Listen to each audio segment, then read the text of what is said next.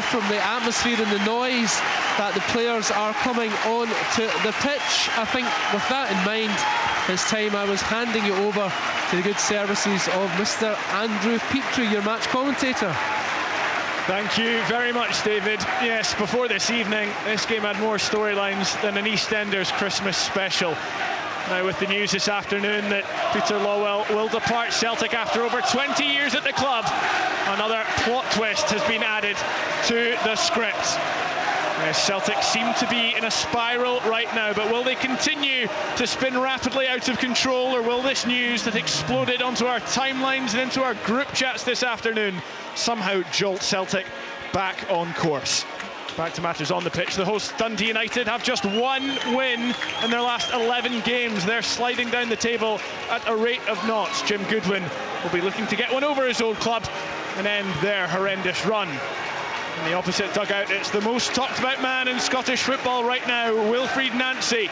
He's taken charge of 3 Celtic games and been beaten in all of them. A loss to Hearts, then Roma, then St Mirren in the League Cup final.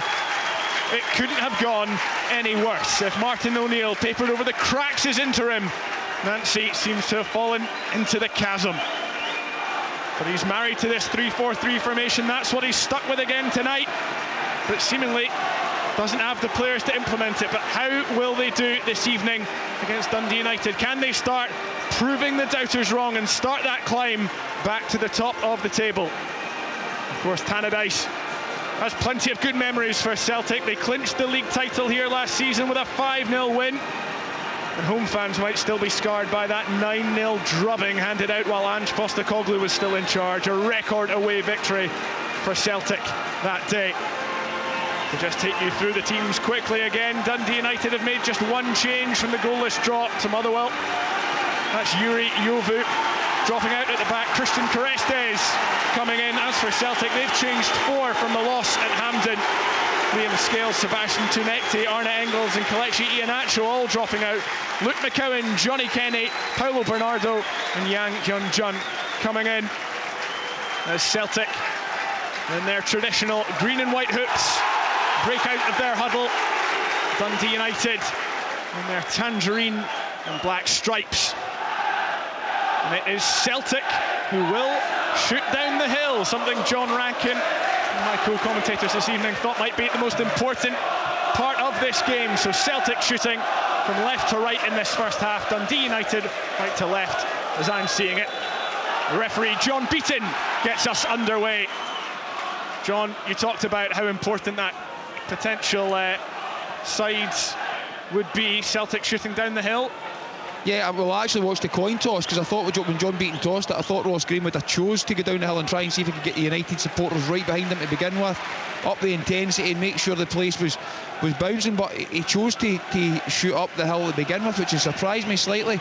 As I said, after Sunday's game at Cup Final, I thought Dundee United would come out tonight and right out the traps and try and get an early goal. Well, the ball bouncing in the midfield. Craig Sybil trying to get back towards Will Ferry. Johnny Kenny chasing in and Will Ferry booting it down the pitch. Anthony Ralston not looking confident under the high ball, lets it bounce, and Amar Fatah was able to try and get in there, but Ralston able to win it back, and he whips it down the line looking for Johnny Kenny. Christian Carestes back there, he just has to knock that out, but Celtic have a throw high up in Dundee United's territory. Yeah, it was a good ball. He was under pressure. As soon as you let the ball bounce, you're definitely under pressure. But then he recovered it and played a good ball down that channel for the pace of Johnny Kenny to get in behind, and the centre half just knocked it out of play. Johnny Kenny certainly spearheading that Celtic attack early on as Dundee United leather the ball clear, looking for Max Waters on the far side. It comes back into Zach Sapsford. He has the ball pinched from him, he tries to win it back but concedes the foul. John Beaton awarding Celtic the free kick in their own half, and they take it quickly 0-0 in the early stages. Yeah, Celtic lining up with Johnny Kenny through on his own, and you've got Yang on the right hand side, Maeda out on the left hand side. and that box of fours we talked about in the middle. There's a good ball. Oh, decent chance there. Johnny Kenny whipping the ball out to the left-hand side for Dyson Maida. It was just a little too far in front of him, but the ball crossed in now towards the back post, and Ross Graham has to flick that behind. Celtic have the first corner of the evening. Yeah, it's a good ball from Johnny Kenny. Comes inside on the right-hand side, but you see Maida playing as a left wing-back right on the final line, making one of those darting runs that he does across the back line, and it's a good pass. Ball gets crossed in, and now they need to defend the corner, Dundee United. It's Paulo Bernardo who's coming across to take this, just his third start of the season tonight. He replaces Arne Engels in the midfield. He's got Yang as a short option, but plenty of bodies in the middle as well. The outswinger from the right-hand side in front of the Celtic travelling support. The ball whipped to the front post, headed away. It'll come back to Bernardo. He goes inside for Callum McGregor. Central to Rio Hatate, looks for goal, has the shot, it's blocked at close range, and Craig Sibbald able to clear away. Celtic trying to keep this pressure up on Dundee United, who have conceded the opening goal in 8 of their last 10 games. A dreadful run that Jim Goodwin is looking to end. The ball still with Celtic in the Dundee United half, though. They're knocking it about. Luke McCowan back to Callum McGregor, who's got so much time and space. Lucas Stevenson just standing off the Celtic captain at the moment, who's gotten the ball back after playing a few passes, but he just has to knock it back to Kieran Tierney in the Celtic half. All the noise being made by the visiting support right now. There was still an early chant of sack the board as the players came out onto the pitch. The ball back with Kasper Schmeichel now.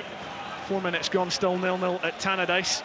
Celtic just toying with Dundee United, and now they got the left-hand side, and this could be another chance. Maida trying to whip it in quickly. Yang's there! He slides and puts it wide. Enormous chance for Celtic to take the lead early on at Tannadice, but Yang not able to convert at the back post. yeah, just listen, he was getting into a great position. Really good play down that left-hand side.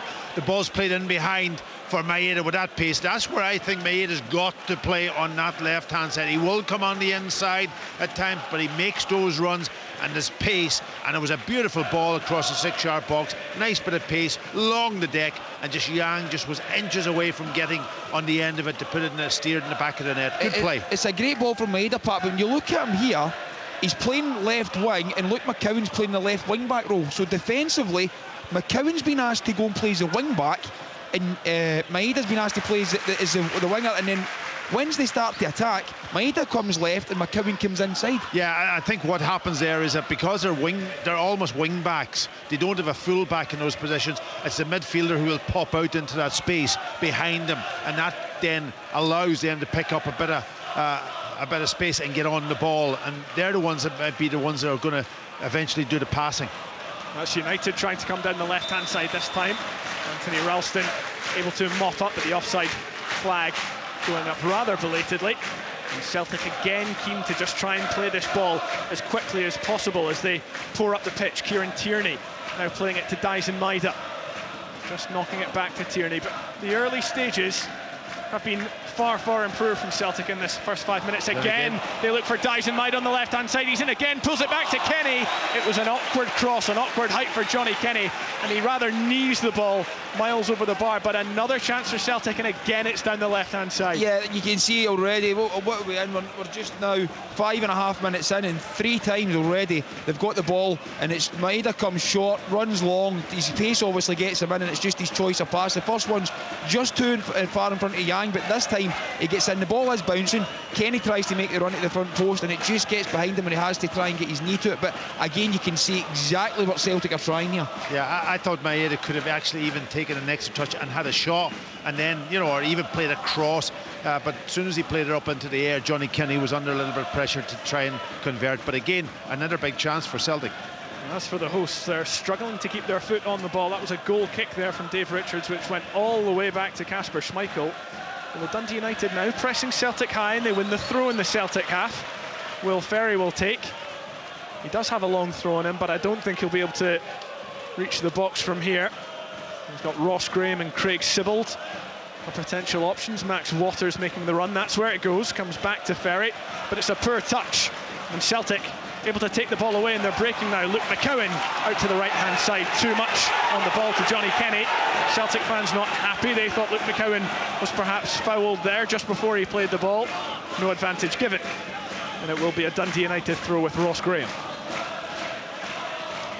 So Luke McCowan there. He is lining up as the left wing back, but he came very central there. Wilfred Nancy has talked before about not necessarily being married to positions, and certainly his players roaming with confidence despite the run of form that they're currently on, as Bert Esselink now plays Zach Sapsford in on the right for United. Tries to take the touch away from the defenders. Luke McCowan is back there. Gets a foot on the ball and chips it straight up to Johnny Kenny. Tries to get away from Esselink, and he does so. Pulls it back. Hatate trying to play it to Kenny on the left. He's got the pace. Johnny Kenny's in behind here. Big chance for Celtic. Dave Richards saves. Another glorious opportunity for Celtic to take the lead, and this time Dundee United's goalkeeper Dave Richards bails them out. It's Johnny Kenny with the chance. You can see it again though. It's the exact same that the play. McCowan steps in, plays it into Kenny's feet. Kenny plays round the corner, doesn't even look. First time in behind the right back, right centre back, and they've got pace in that area. And it's the exact same opportunity that Celtic have, and they give another one up. It's a corner from the left-hand side this time. Plenty of bodies in the box.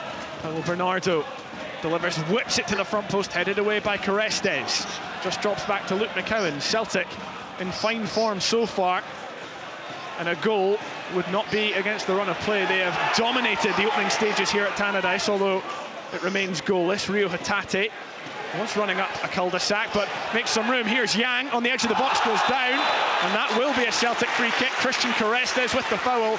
It looked like an obvious one, and Celtic have a real chance here with a set piece about 20 yards from goal. Yeah, Celtic's moving the ball really well. You know, they're passing between the lines, they're passing wide, they're passing, penetrating balls over the top for the runners going, and they're really creating a lot of problems for Dundee United at this moment in time. They're in control of this game.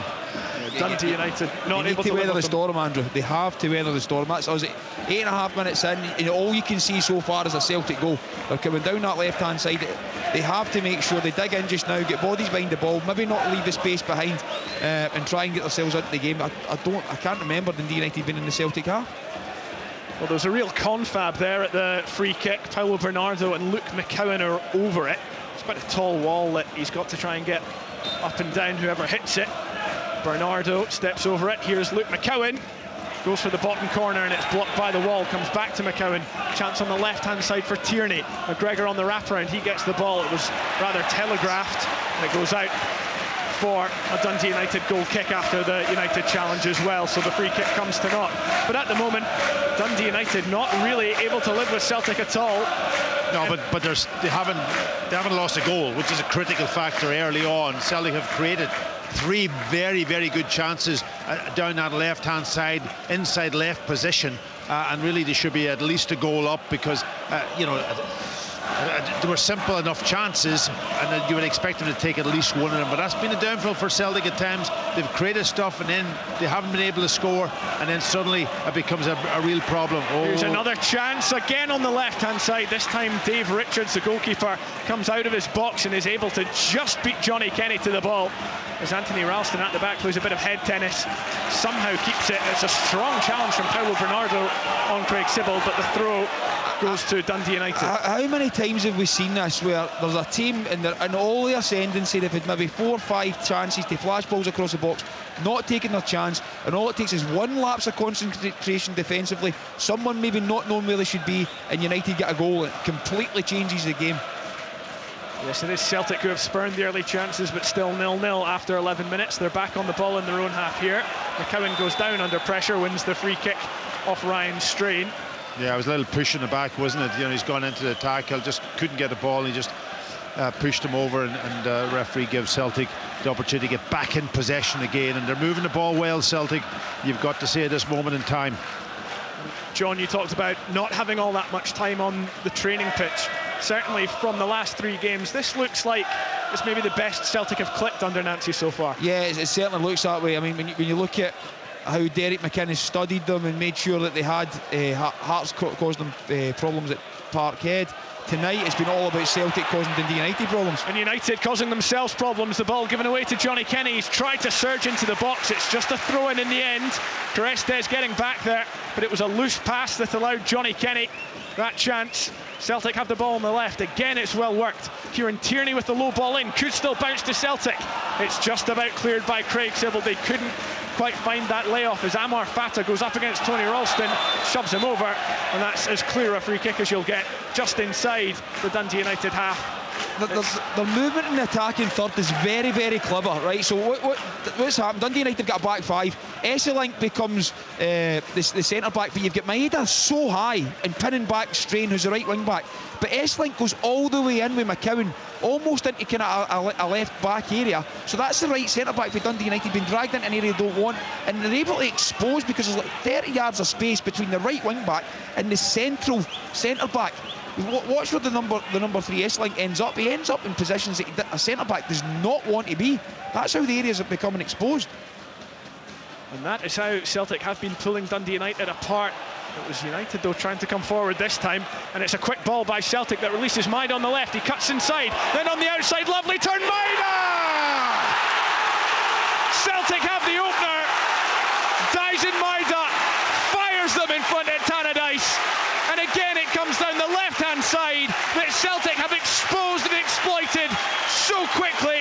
Only 13 minutes gone, and it's Wilfred Nancy, Celtic, who have the lead.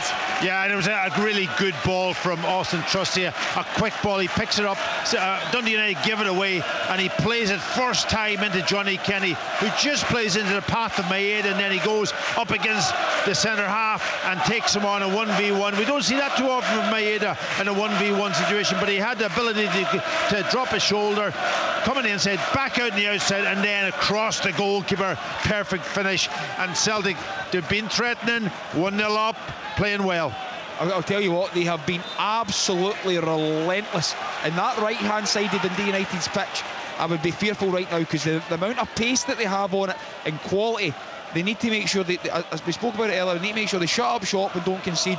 And that's a goal within 12 and a half minutes, and that means now that Celtic are 1 up, and as I said, shooting down the hill became vital tonight. This time Celtic attacking down the right hand side. It's Yang, he cuts in, finds Rio Hatate. Anthony Ralston's come up from the back. He could pass, he tries to cross to the front post. Carestes blooters it away, and that will be a throw. Their tails are up, Celtic's tails are up, they're all wanting the ball, they're all wanting to run forward, they're all making aggressive runs. You've got Ralston running around the wing back there, so you've now got a centre back overlap my wing back, which is really hard to deal with, because who takes a runner? Do you want one of your strikers back there? You don't. Celtic absolutely buzzing about. It's the first time they've been in front in a game under Wilfred Nancy.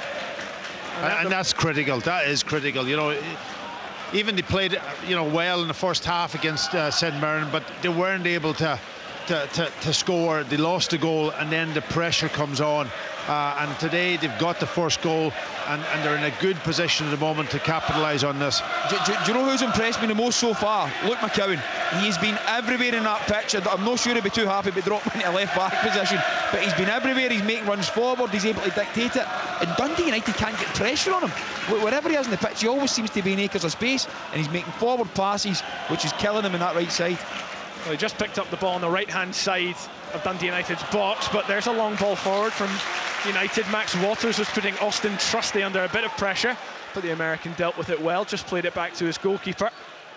And Celtic with a foot back on the ball. 15 minutes gone, they have the 1-0 lead, but they give it away, and Zach Sapsford will try and bring this away from Kieran Tierney. Sapsford, we know the pace he has. He scored that fantastic goal against Rangers, but this time he can only concede the throw-in. But there is just that threat there from Zach Sapsford. Celtic have to be wary.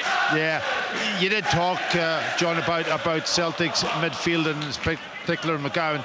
They have a 4 in there, but they will rotate. They'll drop out into areas to get on the ball. There's McCowan getting on the ball over on the right hand side. So they're rotating round, they're finding space, and they're up against 3 in the middle of Dundee United, and they can't cope with that spare man at the moment. Now, they can't cope with the spare man because the box that you're talking about are starting against the centre backs, and the centre-backs don't want to go all the way in, but Celtic's wing-backs, Maeda and Yang, are almost playing as wingers. That's it.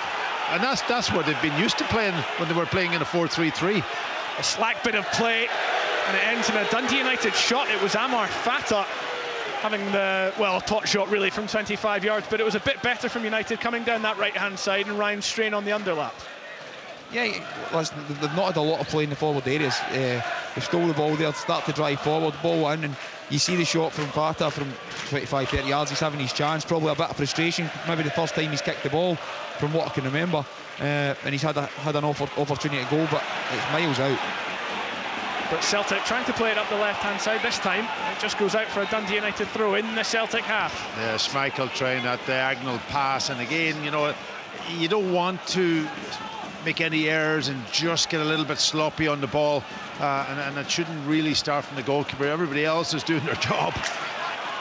We've been praising Celtic, but maybe in the last minute they've been a little sloppier on the ball. Craig Sibbald able to turn away really nicely from Callum McGregor. He tries to find Amar Fata, who's between two defenders. Kasper Schmeichel out quickly, sliding along the slick surface at Tannadice to gather the ball, and then he just throws it out to Kieran Tierney. Celtic again trying to build quickly, but that was good play from Craig Sibbald, and Jim Goodwin's been very vocal about Craig Sibbald and how important he is to this Dundee United team, and we saw it there.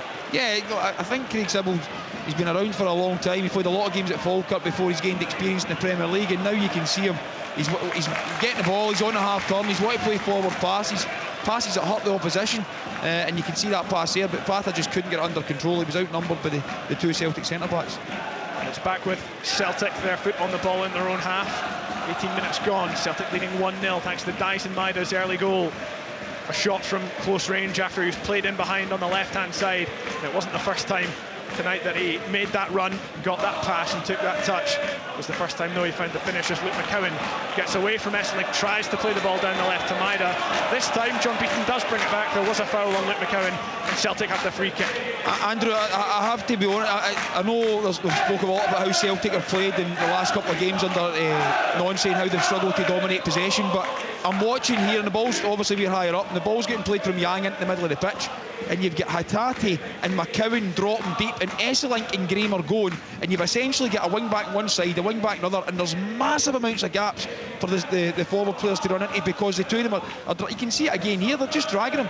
Graham's all the way into the right back area as a Dundee United centre back. He's going into Celtic's right back area.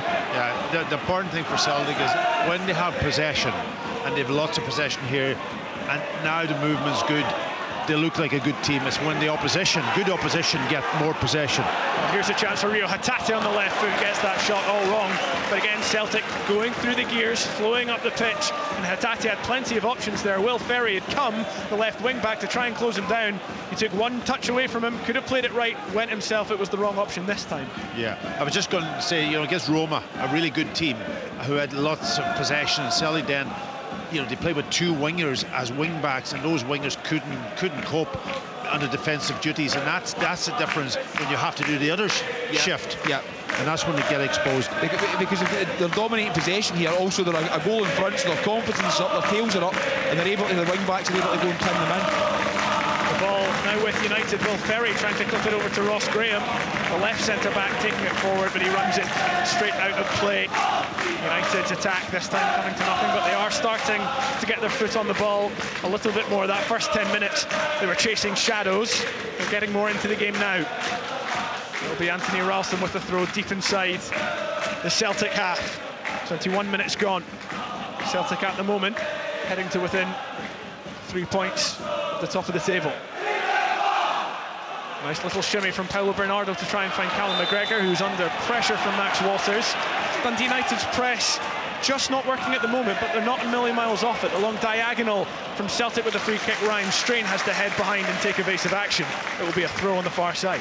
Yeah, all Celtic players on that pitch know that they can play that ball over the top, and if Maeda is on his game and he's sharp, he's got the pace and is a real threat, and that's where defenders that is up against him needs to be clued in all the time. If you lose your concentration, he will exploit it. Kenny's done well in that area as well, running the left channel. He's been able to, obviously there's a lot of space for them to run into because the United defenders are being dragged. They're almost going man for man. I mean, when they're able to spin into that channel, the left channel for Celtic tonight has been exceptional. And I suppose, John, when the formation is that fluid from Celtic, is that the kind of only option as a manager when you're defending it? Do you have to go man for man? Because zonally, kind of anything could happen. But the other part of that, Andrew, is if you go man for man and someone switches off and doesn't match their runner, then you become exposed very, very quickly. It's just making sure that they do, as I said, look fluent, they look confident in possession. It's probably it is the best we've seen so far from Celtic. But I'd like to see Dundee United be a wee bit more physical with them, putting balls in areas that Celtic don't want the ball to be. Well, they tried it there, but it's Dundee United who are defending now. Celtic in behind Johnny Kenny. It was a long ball. Johnny Kenny in behind. He takes his time and he's tackled. The ball comes back to Yang. Chance to Lon. Yang from the edge of the box. He gets it to Hatate. Kenny gets in his way. It comes back to Kenny now. Celtic still trying to fashion these chances. It's deflected and Dave Richards has to claw the ball off the line. Somehow Celtic not to ahead. The pressure still on, but that was a huge chance for Johnny Kenny and he dilly-dallied, and Dundee United were able to come back with a defender. That should have been really 2-0 Celtic. Yeah, listen, he couldn't get it ball sorted out on his feet, could he? He's going through and he's had to run for maybe 20-30 yards and the ball just kept getting caught under his foot, and I think he would have liked to have taken on that shot a little bit quicker. How many times have we seen it though? The striker bursts away and then balloons it because he's not set. To be fair to him, for being so young, he's had a chance to, he's tried to set himself and he's just not been able to do it. But he composed himself, slowed himself down, but just wanted a split second too much. Huge chance for Johnny Kenny to make it 2-0 there.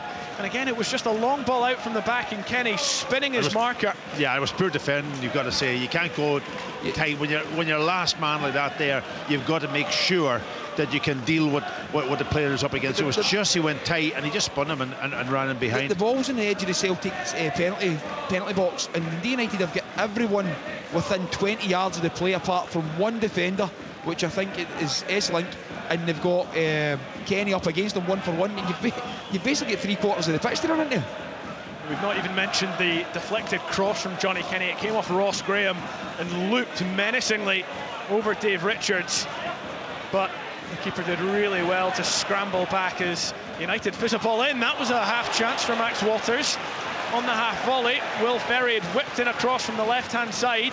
It bounced at a nice height for Max Waters. He swung a big left boot at it, but it went over the bar. Yeah, a bit ambitious, wasn't it? You know, I think when it came, I think if he had control to pull it down, he was in a wee bit of space. He might have been able to slip somebody through. It's Kasper Schmeichel again, just chipping that ball over to the left-hand side. Tierney trying to knock it down for Dyson Maida, and it will just be a Dundee United throw. We talked about it clicking earlier on. It's maybe not quite clicking in the same way in this second part of the second half. 25 minutes gone now at Tannadice. Dundee United 0, Celtic 1. United once again going quite direct, and that seems to have been their main method of attack so far tonight. Yeah, it certainly has. They're trying to get into Waters and try and get bodies round about it, but the bodies are a lot deeper than what they would normally be because of the movement in the Celtic midfield and the starting position of Hatate and McCowan. John, just looking at Dundee United, is it again, would you change it, having three up front? They're almost getting marked man for man, and then they're missing out in midfield. Would you not drop somebody back in there to give a little bit of help to the other three, and just leave it maybe two up or leave one up, and just flick it around a little bit? That's what we were speaking about beforehand, exactly what St Mirren done at the weekend. They started with the two up front. They started inside, and then the second half Robinson put them at the outside. But Dundee United are going man for man, but they're having to come off it because of the gaps in behind. It's Celtic on the ball around the halfway line at the moment. Johnny Kenny just lost a battle there with Christian Carestes for about the first time tonight. That man-for-man battle has been really interesting, and so far Kenny is winning it. Ball with Rio Hatate, plays it to Callum McGregor, and that was just a little lax. Didn't look as he was making the pass, and Craig Sibbald was in there quickly to try and take it off Callum McGregor's toes. Celtic captain doing just about enough, and then another loose pass, this time from Dyson Maida, that Callum McGregor has to track back and retrieve, but he was under no pressure. Slips the ball to Ralston again. Amar Fata was close, and either Celtic are trying to play Dundee United into a trap there, or they're playing a bit fast and loose with the ball. It's back with Kasper Schmeichel on the edge of his own D. Again, he just elects to take the pitching wedge out and chip that one forward, and Callum McGregor shows a nice touch to get the ball back under control for Celtic. Now they try and pull the trigger through Kieran Tierney and come forward. He plays the 1-2 with Maida on the left-hand side, and then just knocks it back to McCowan as Dundee United have numbers. McGregor marshalling on the ball near the halfway line. Opts for Kenny and Hatate. They just play the little triangle this time. Maida trying to flick it inside to Kenny, but the wires were crossed, and Ross Graham immediately looking for Fata. Tried to play the 1-2 with Waters, but he had it pinched from his toes. Will Ferry goes long to the right-hand side, and Ryan Strange made a good run. The touch doesn't match it, though. It bounces awkwardly and comes through to Kasper Schmeichel. Yeah, but it is the space and it is the right ball, and you know, that diagonal, because Celtic are obviously playing the three at the back when they're defending, and you kind of almost don't have a fullback to cover that side, and the space is there to exploit. It's Christian Carestes who had the ball, plays it to Ross Graham, who fires it back to Dave Richards a little quicker than the goalkeeper might have liked.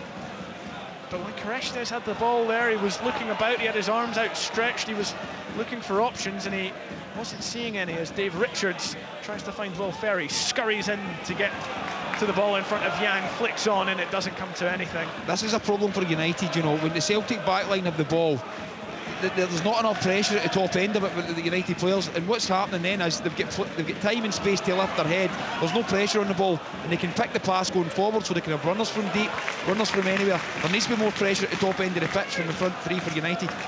Celtic have the throw. Christian Carestes trying to take the touch away from Yang, forced to concede the throw. It just goes back to Anthony Ralston. Bernardo trying to play it round the corner for Hatate. Will Ferry able to cut out.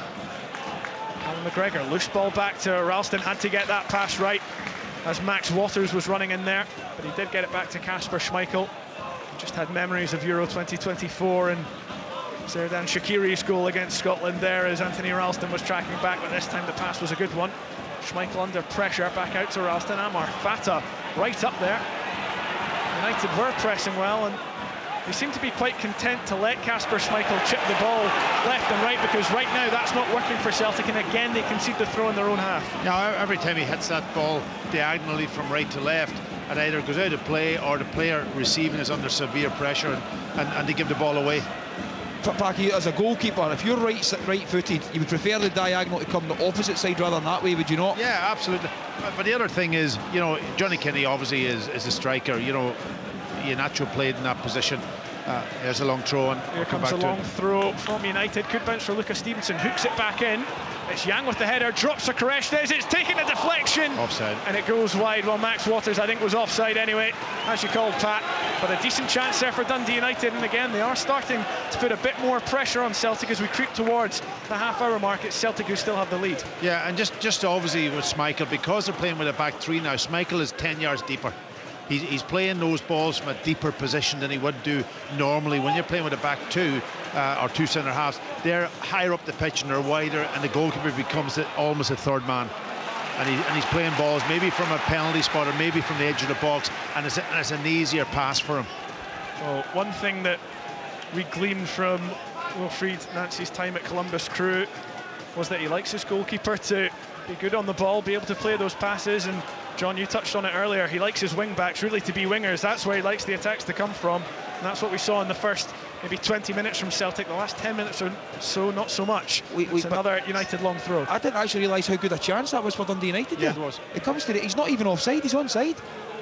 Another long throw, still bouncing around the box. Celtic just about able to get it clear. Comes back to Will Ferry and just hits it into the ground, and it bobbles past the post. But yeah, that was a really good chance for Max Waters. It was Carestes about a minute or so ago who had the shot from the edge of the box, and instead of going towards goal, it came towards Waters, and he just maybe snatched it, maybe didn't have the time to react. And he wasn't offside, John. I thought he looked offside initially. No, Trusty drops in the initial phase, and then it comes back outside. It looked as if he was offside. The linesman puts him up for offside, but in the TV pictures there, he's definitely not offside. He's onside, so definitely a chance gone for Dundee United. It's Celtic who picked up the latest loose ball in the middle. Rio Hatate out to Yang. Will Ferry comes to close down, but Hatate's made the run and he's gotten away from Ross Graham. It's a great ball into the middle, but Dave Richards was down there.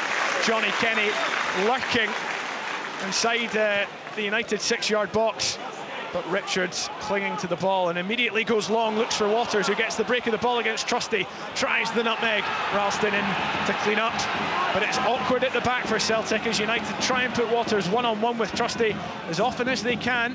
And this time it goes Celtic's way, but United have the ball at the back. They're knocking it around again. Korestes looking for Amar Fata, who's just dropped off with Ralston. Takes a touch away from McGregor. Sibbald tries to chip out to the left-hand side. Will Ferry going after this. He should have the pace to keep this in. No, not quite. He's forced to put it out for a Celtic throw. They'll try and take it quickly. Yang into Ralston. Fata putting him under pressure, winning the ball on the edge of the Celtic box. Pulls it back to Sibbald. It's not on his right, it's not on his left, but even it was on his right. It was blocked quickly, and now Celtic trying to break away, but their momentum rather blocked by John Beaton getting in front of Dyson Maida. They're still coming forward now. But McCowan caught by Craig Sibbald, but the play goes on. Kieran Tierney looking for the cross now. It's deflected. Ross Graham able to head away. But again, United's press putting Celtic under pressure there, and if Craig Sibbald was right-footed, that might have been a better opportunity. Yeah, I think Celtic look vulnerable in the transition. They're good in the final third, and they've got lots of good quality in the ball and lots of good movements. As soon as you lose it and the ball goes forward quickly, and Dundee United go and get bodies to support it, it becomes an issue. Especially if they take a quick throw in the corner, Ralston loses it, and it's an opportunity. Well, it's an opportunity for Celtic as Johnny Kenny got onto the end of a through ball, tried to back heel it, I think, to Dyson Maida. It didn't come off. Celtic have been quieter since that opening 20 minutes where they scored one. It looked like they could have scored a couple more, but instead they've just eased off the gas. Yeah, I think Dundee United also have come to terms a little bit with it. You see Ross Graham going into midfield at times, going in and on that spare midfielder they're stepping out there. That does make them a little bit vulnerable for the ball over the top because it becomes a 1v1, but they need to deal with that extra player in the middle of the pitch, and that's how they're doing it. They're keeping the three up front, and as you say, transition then becomes an issue for Celtic because they have those players that get down and especially down the sides of the two centre halves on the wide area. Celtic who have the ball again. Paolo Bernardo on the halfway line. Of all of Celtic's midfielders, he's maybe the one we've noticed the least so far. Luke McCowan takes a loose touch and it's picked off by Esselink, who is sticking to him like glue. Bernardo now tries the ball to Maida. This one works. He gets it low to Johnny Kenny and he glances it past the back post. That was another huge opportunity for Celtic, and Johnny Kenny simply has to score and make it 2-0, but it's another chance gone for the visitors. Andrew, again, I know you spoke about Bernardo and having not a big effect compared to the other 3 or 4 that's in there. I think Bernardo's just kept things ticking over very, very nicely, but that's the first time he's actually took the ball out his feet and been able to play a penetrating pass. The pass is unbelievable for Maeda to get in, and that's the 4th time Maeda's been in that area, but it's the 3rd time that Johnny Kenny should score. He's been one-on-one. He should have a hat-trick by now. Yeah, and Esselink, he steps into midfield, leaves the space, and that ball down, this simple ball played in behind with the pace of Maeda, but Johnny Kenny's got to score. He's got to tap that into the back of the net, at least make the goalkeeper make a save, but he doesn't get connection on the ball. He does well that time, shoving Korestes off the ball. He finds the pass as well to Hatate, but Hatate can't take the touch. It looked like a good pass from Kenny, but maybe just a little bit too much power on it. Celtic again spurn the chance to make this comfortable before half-time, and it remains 1-0 after 35 minutes to the visitors. Yeah, I'm looking at Dundee United, and yes, they have a back 3, back 5 at times, but are getting exploited so easily and just penetrating passes, people around behind. I think the tactic of one of them stepping into midfield to try to deal with the extra player, I don't think that's working that well. I think it's got to be one of the front players has got to come in there, and they all must change that system up front just to stay with Celtic, because they're a goal down. If they lose another goal, game's over. Yeah, I think, as Packy says, there's a back 3, it looks a back 5 at times, but it also looks a back 1 at times. It looks as if just there's a centre back and that's it, and that becomes difficult for them, especially with transition, because what's happening just now is the two at the top of the box are Celtic, which is Hatate and McCowan. They drop down, the 2 centre backs go all the way with them, and they're leaving Kestez's cell with Kenny. Kenny's quick, as we've seen, and that's how he's getting his opportunities. But at 1-0, Dundee United have still got an opportunity to win it or get back in it. The ball with Dyson Maida on the edge of the box. He takes it onto the right foot, gets the shot away. It's blocked, and Ross Graham can clear properly. Certainly, of all the matchups in that Dundee United back three, I think Bernd Esselink, his pace up against Dyson Maida is being brutally exposed at times. Celtic trying to get it down the channel. That's where they've had most success. As Max Waters flicks on, tries to find Lucas Stevenson. Amar Fata jumping in there as well. The ball dropping to United. Craig Sibbald mopping up as Esselink has to scurry forward, and it immediately plays it down the line. Good ball to find Zach Sapsford. Max Waters is in the middle. Sapsford tries to pick out Waters. It hits his standing foot, and Celtic are able to pick up through Paulo Bernardo. But another decent chance for United.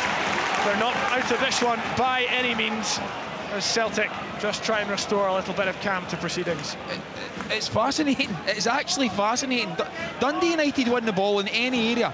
The diagonal is on because they've got somebody sparing that far side. I'm watching there is Maeda's still high, is playing as a left wing back, but he's playing as almost a winger. Yang's the same in this side, and on the diagonal switch it becomes McCowan or Hattati having to match it. Big mistake there from Kasper Schmeichel as he gave the ball straight to Ross Graham. But Ross Graham's touch was horrendous, and it allows Celtic instead to come forward when that really should have been a Dundee United chance. Maida trying to work the 1-2.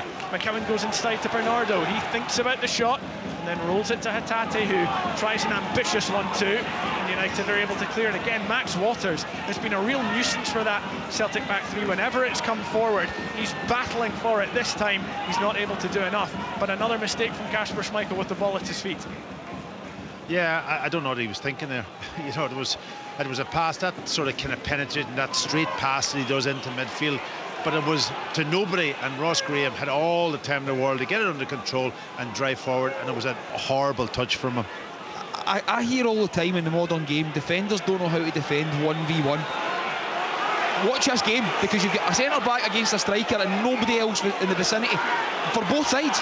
It's totally, it's like basketball out here, and it's great to watch because both teams are so open, so wanting to go and win the game, but almost saying, come ahead, let's see if you can go and score, then we'll take you to the other side. There's no balance, there's no cover, there's nothing. It's just a 1v1 defending, John. The old principles of defending is out the window. Well, I must admit, I was covering Dundee United's game against Motherwell here at the weekend, and I think Brian McLaughlin was here as well, and he certainly called the first half the worst 45 minutes he'd seen this season. That's not been the case tonight, as Celtic go long and Yang flicks it on to Kenny, who runs in the corner and just plays it back to Yang. Celtic looking for that bit of impetus, that attacking edge. It comes to Bernardo, fires it out to Kieran Tierney on the left-hand side. He's come well up the pitch. Tries the overlap with Maida, who goes inside to Hattati instead. Just back to Bernardo, and again Dundee United are camped in. Celtic taking their time with this probing attack. Bernardo on the ball. McCowan was a short option, but instead it goes to Tierney on the left. Maida had made the run. Tierney tried to flick it to him, instead won it back himself. Kenny flicks on at the front post, and it was Yang, statuesque at the back. I don't think he was expecting it. I don't think anyone was expecting that chance. It looked like Kieran Tierney had flicked the ball away. Maida, who he was trying to find, was in an offside position. Instead, Tierney was able to pick the ball back up, cross in, and everyone standing still in the middle, apart from Johnny Kenny, who flicked on. Yeah, I don't think he had any other option, just to get a touch on it and hope that it might fall to somebody in the box. But it was everybody taken by surprise that he got the cross in. There's a lot to like about Johnny Kenny's performance. He's run the line really well, he's held the ball in really well, he's linked the play really well, he's caused mayhem amongst the back three for Dundee United. The only thing he hasn't done, and it's what he's paid to do, is put the ball in the back of the net, and he's had 3 really good chances. So he'll be coming off at half time thinking, I've not done well here, but I actually think he's been one of the biggest influences in the Celtic team, just with the runs he's making and how much hassle he's causing. He's been much better on almost being the target man, you know, getting the ball and using it well. Chance for United though. Max Waters trying to slip it in low to Fata, who goes down. John Beaton has a good look. It will just be a Celtic goal kick. Amar Fata getting to Max Waters' cross there. Did he get there first? We'll have another look at the TV monitors just next to us, but again United trying to get in behind. No, he's got a good touch on it. was good defending, actually. He watched the ball, he knew the player was coming, he got to the ball first and just had a little touch with the outside of his foot. It was Anthony Ralston back there who made that tackle, and we played on quite quickly, so VAR happy with that challenge. There's an opportunity here for Celtic as Yang comes in off the right, playing centrally, and plays it to Maida, who takes a rare loose touch, and Vertesselig quick to get the foot in and put that out for a throw-in on the far side. Celtic take it quickly. We're approaching half-time here, 42 minutes gone at Tannadice. Dundee United 0, Celtic 1. The first time they've gone in front in a game under Wilfried Nancy. It's Tierney with the ball on the left, crosses in. Christian Carestes, the picture of calmness and composure as he plays that ball behind for a corner. I would like to see the start and the amount of times that Celtic have got behind the Dundee United defence down the left-hand side, and the ball getting flashed across behind the defence, because I think that's maybe about 6 times now in my count, but I might be wrong, but it's coming down the left-hand side and it's getting flashed right across the front of goal. Well, it's Celtic who have this in the swinging corner. Again, it's Paulo Bernardo, as Austin Trusty tries to break free of Ross Graham at the front post. That's where it goes. It's Trusty with the header, and it's flicked over the bar. I'm looking at Celtic's action areas here, John. 55% of their attacks coming down that left-hand side. You can see it. You can see it in the first 5-6 minutes. That's what they're trying to do. The intent was to take him down that side. They've got the movement really good. Maeda's started as a wing-back, which starts high. McCowan's drifting in and out constantly. Tierney's coming and joining in because it's natural to him, which is a full-back. I'm not sure that Luke McCowan can do that shift for 90 minutes. He's starting high, he's falling back into the left wing-back area, but for 55.2% they come down that left-hand side is crazy. They've obviously seen some sort of weakness there and they've pinpointed it, and that's where it keeps coming. And to be fair, they've not stopped putting the ball there. The ball just keeps going there, and they continue to do what's giving them success. Although it does remain 1-0, and I suppose if you said to any Dundee United fans, or even Jim Goodwin after the Celtic goal went in through Dyson Maida and they dominated that first 30 minutes, if you said 1-0 at half-time, they'd probably take it. Meanwhile, on the pitch, Paulo Bernardo has just absolutely clattered Ross Graham in the middle, and he is the first booking of the night. I actually don't think it was a yellow card. I think it was a foul. I think he's gone and well, maybe so. He slid in. I'm watching in the replay. Initially, I thought he slipped. That's what took his momentum in, but he didn't actually. When I watched the replay, it looked that way because it was a difficult pass to him. He's controlled it with both knees and he's tried to get it in his stride. But as you say, it looked as if he slipped. But the follow through in the TV pitch was certainly a booking. Just looking at the XG quickly, I know that'll annoy some of our pundits who are normally on open all mics, but it's 0.32 for Dundee United and 1.58 for Celtic. So they have had plenty of chances. John, putting the ball in the back of the net. Well, it's John and XG, man. I'll ask you, John. Making 40 chances and you don't put the ball in the bed, you don't win a game. If you're winning, XG is good. I'm not a man of it myself, I must be honest. I actually just like seeing the scoreline in the top corner. That's all that matters. And right now, I still think, although Celtic have had all those chances and all the attacks down that left-hand side, it just takes one opportunity for Dundee United and the game's open again. Of course. It's United who fired that diagonal out to the left. Will Ferry challenging Yang. Goes out for a Celtic throw on the near side. And Anthony Ralston again closed down by Amar Fata, but he's able to win that ball back. Plays it straight up for Kenny, who goes down under the challenge of Carestes, and that is a free kick. Again though, the ball gets played long. Kenny's standing 1v1, holds the ball in, buys the foul, gets his team up the pitch. I think he's a really good striker play tonight, apart from the end product. Celtic coming down the right now. Hatate with the cross to the front post. It was dangerous, and Dave Richards will be a relieved man because it just bounced into his arms and immediately plays the long ball to Max Waters. It's a fantastic ball, but Waters tries to take it first time on the left foot and he bounces it straight into the chest of Kasper Schmeichel. Huge opportunity for Max Waters to try and get United level just before the break. Taki, how many seconds between the goalkeeper saving it at that side and the goalkeeper saving it at that side? but the other thing was, again, there's a 1v1 at the back. You know, Trusty up against Waters, and really I thought he went for glory a little bit. Even if he had to get under a little bit more control, then Trusty's under pressure. What does he do? Does he tackle him? Does he go up against him? And he tried to get a shot away in a different way, but he goes for glory right away. But again, the ball's played beyond him, and he was running through and goal. Well, he had one of those against Motherwell, and again it was a long ball forward from Dave Richards, and Max Walters got in behind. That time he took a touch and then tried to finish with the left and sclaffed it out for a goal kick. So maybe he had that in his mind, tried something a little different, it didn't work either.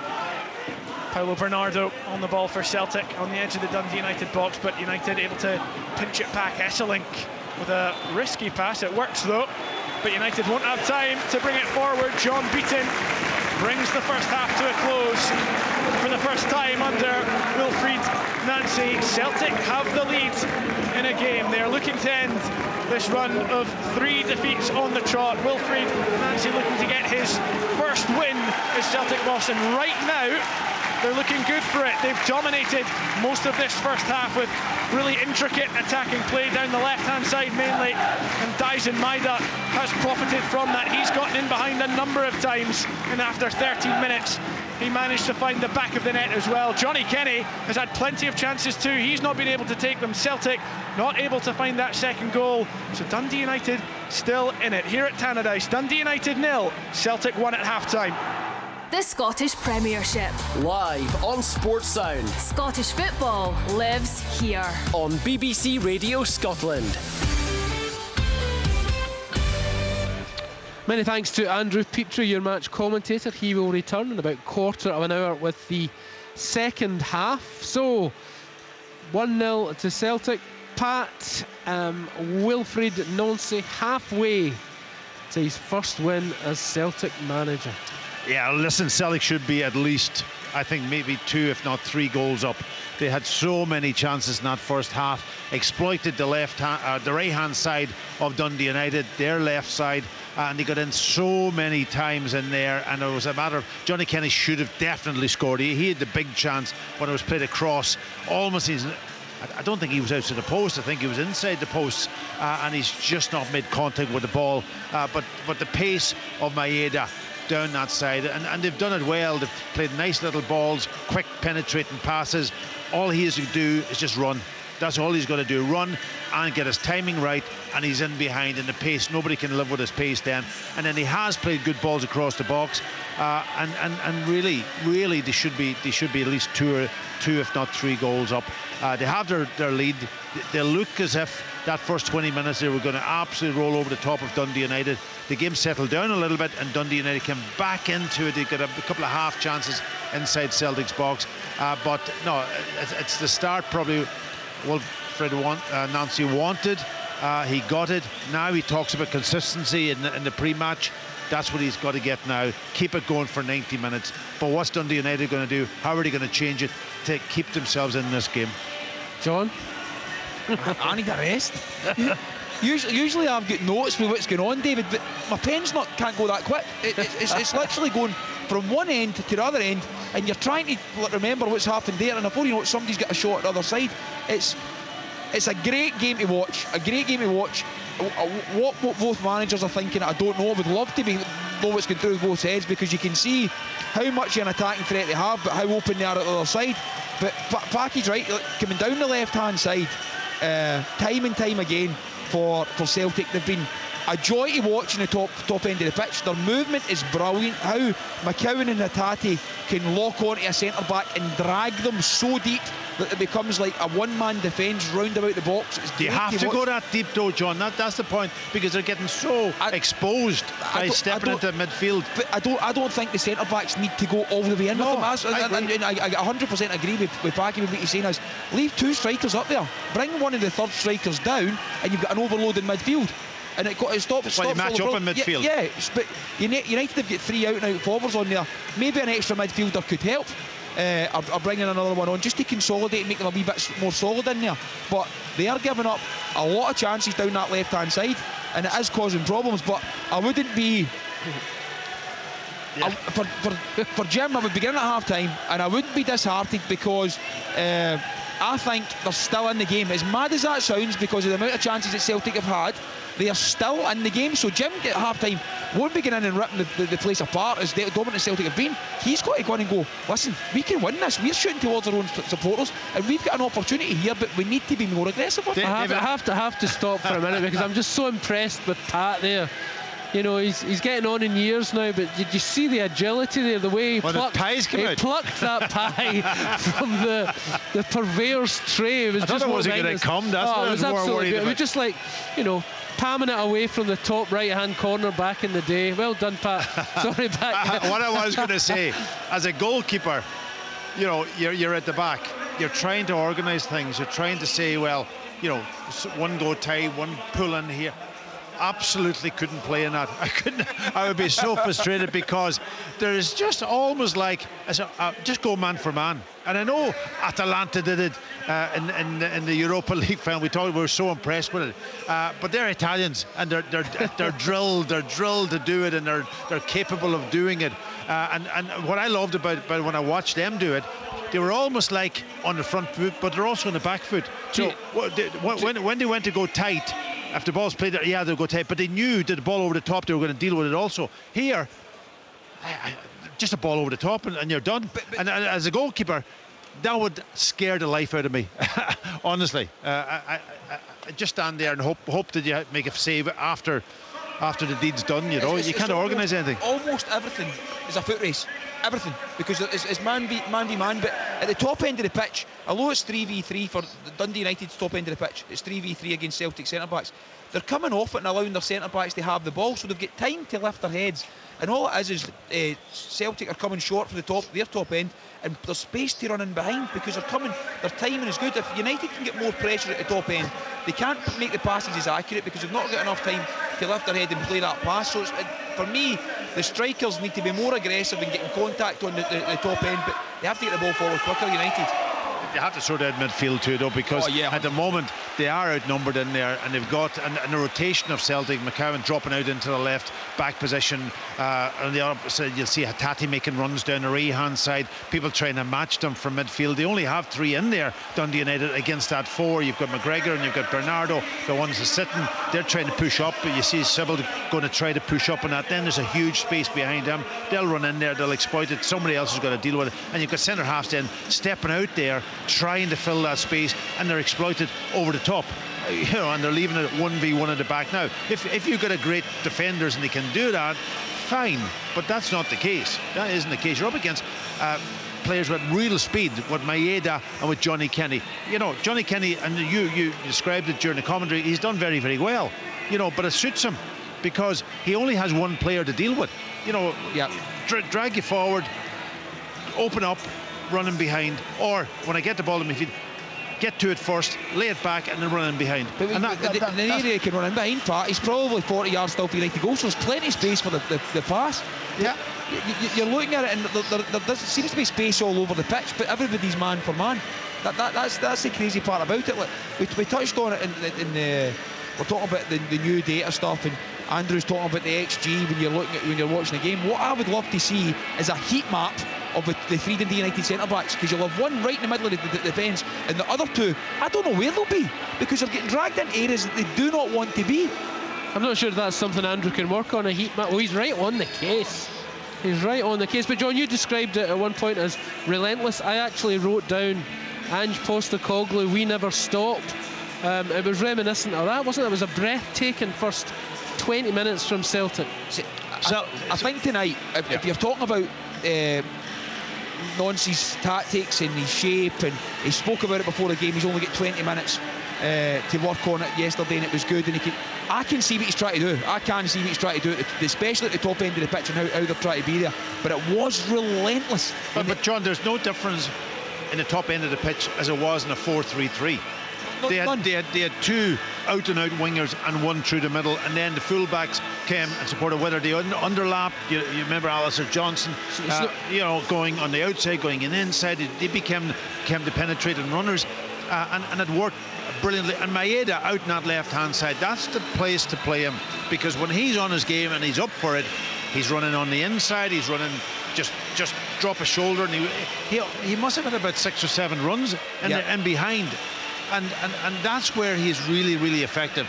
Coming to the ball, trying to hold it up, that's not his game. So you think Pat, Celtic fans here tonight at Tannadice are thinking, oh, hang on, maybe Wilfred's onto something? No, but what I'm trying to say, what I'm trying to say here is that top end of the pitch is no different than what they had when a 4-4-3. The difference is at the back.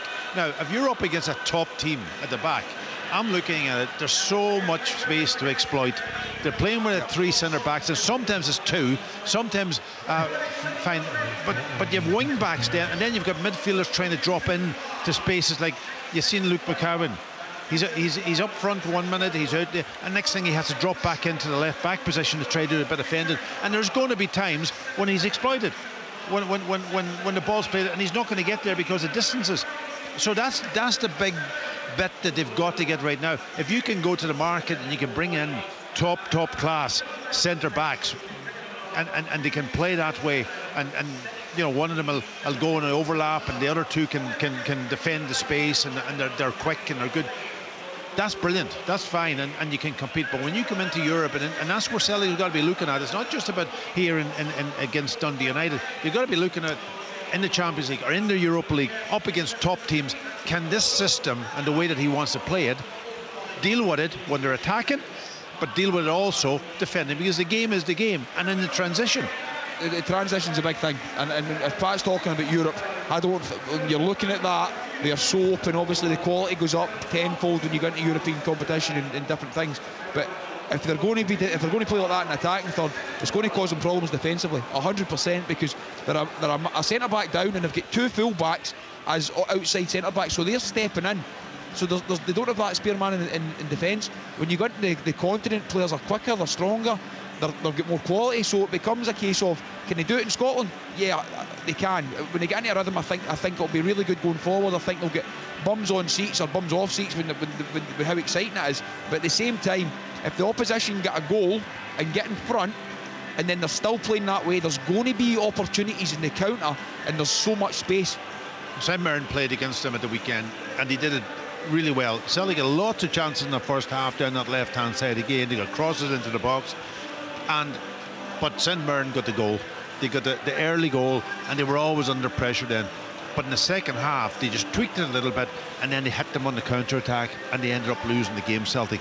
And that's what he's got to find a way to get the balance right in the system and the players that he has to be able to play it. Now, that's going to be the thing that's going to actually, I would assume, be the measure of Wilfred Nancy. Can he get the right players in to play it? Can they play it both when they're up against top teams who have lots of possession and they don't have possession, and get the balance right between defending and dealing with it, and then being able to attack when they have the ball? And it's all about, tonight, I don't know what's the stats in relation to possession. I think it was about 78% for Celtic. Yeah. It was way up 83% first 15 minutes or so, I think. 77% possession. 77%. And this system works brilliantly when you have 77%. Now, you've got to say that they have actually worked that themselves to get 77% possession, but it works brilliantly, and that's it. Flip that around, and the opposition then starts getting more possession. That's when the challenge is, and that's when the questions are asked. The thing is, though, Pat, I mean, if Celtic, and particularly Johnny Kenny, had taken his chances, they're out of sight. If Johnny Kenny's taking his chances, it's 4-0.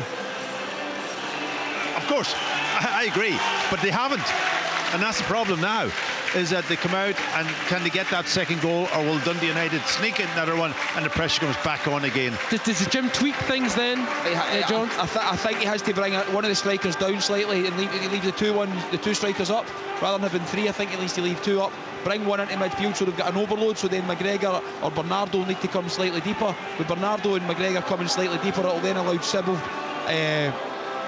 and Stevenson on the ball. We've not seen a lot of Stevenson in the game at all.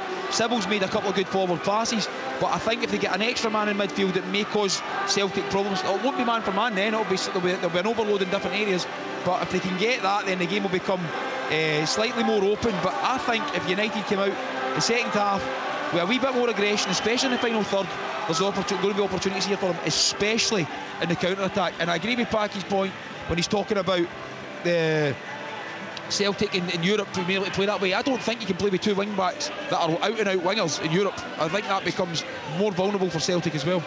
Pat, one would suspect there'll be no change of shape or approach from Celtic this half? No, absolutely. You happy with that? Yeah, no? well, they're on. Listen, they're on the front foot. They're playing well. They've got the goal. Why would you change it? Why would you change anything at this moment in time? He will change maybe players, individual players eventually, but he'll keep the system going.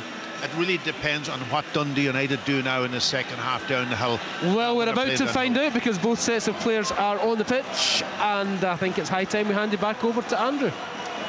Thank you very much, David. Yes, I'm just looking to see if there have been any changes, and I can see one for Dundee United. Vichko Chevelle is about to come on, and I think it's Bert Esselink who's come off, and of course it was Bert Esselink who was pulled from pillar to post by Dyson Maida, who kept getting in behind the Dutch centre half.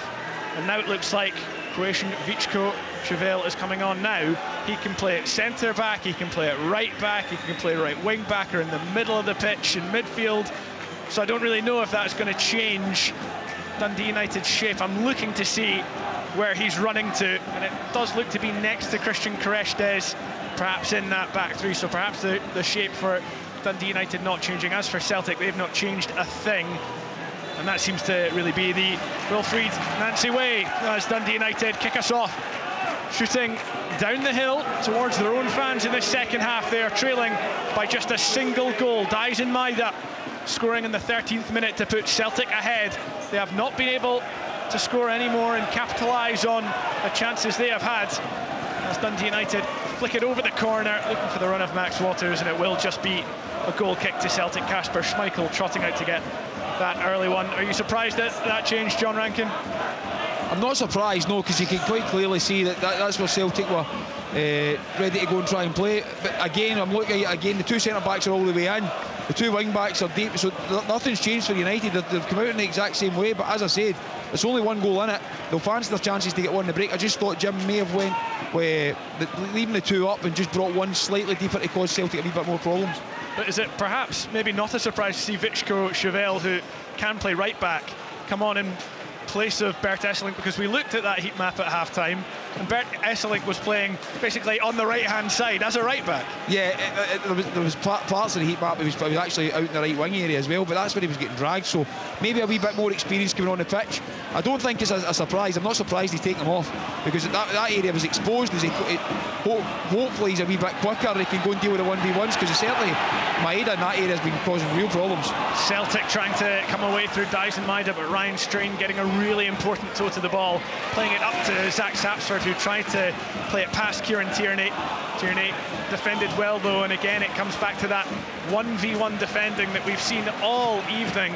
Defenders really tested tonight, as Amar Fata makes a run trying to get onto Will Ferry's long ball, and he's in behind now. He doesn't have much support. He's right at the byline, takes it back onto the right foot, tries to slip it.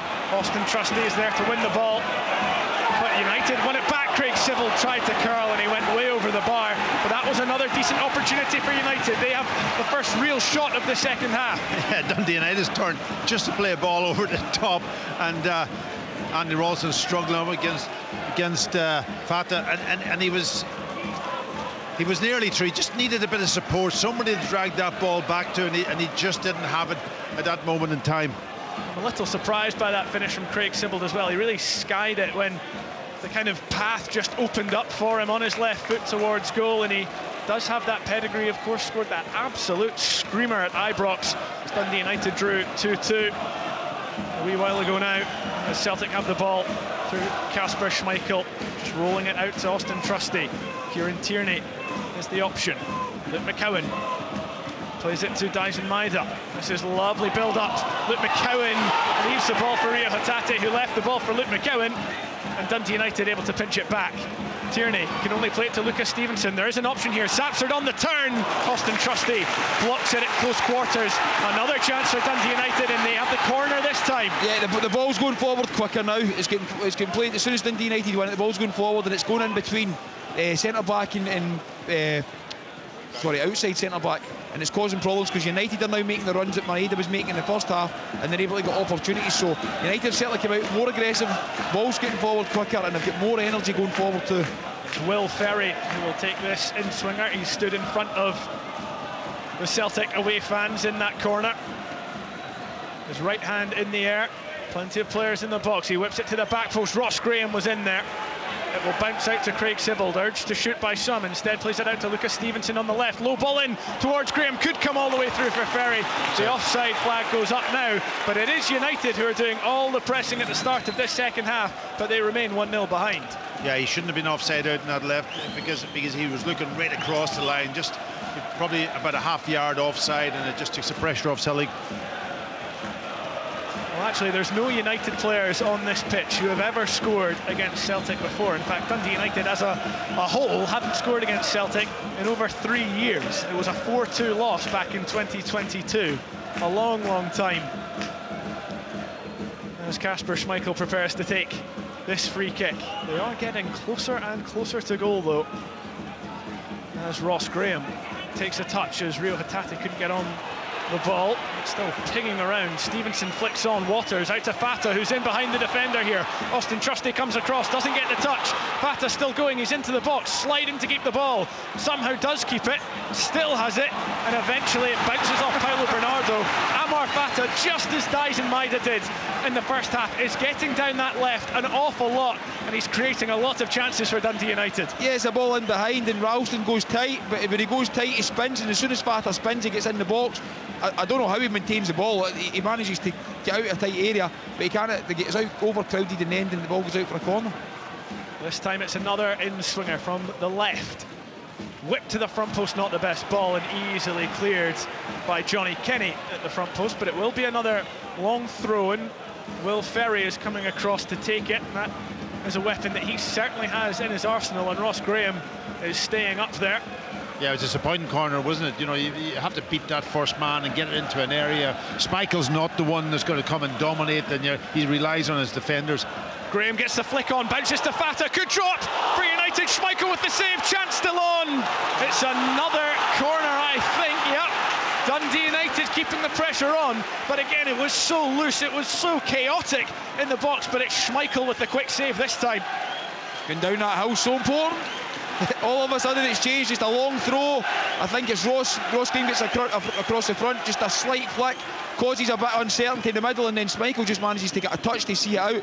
The United are certainly in the ascendancy here. Will Ferry to deliver this time.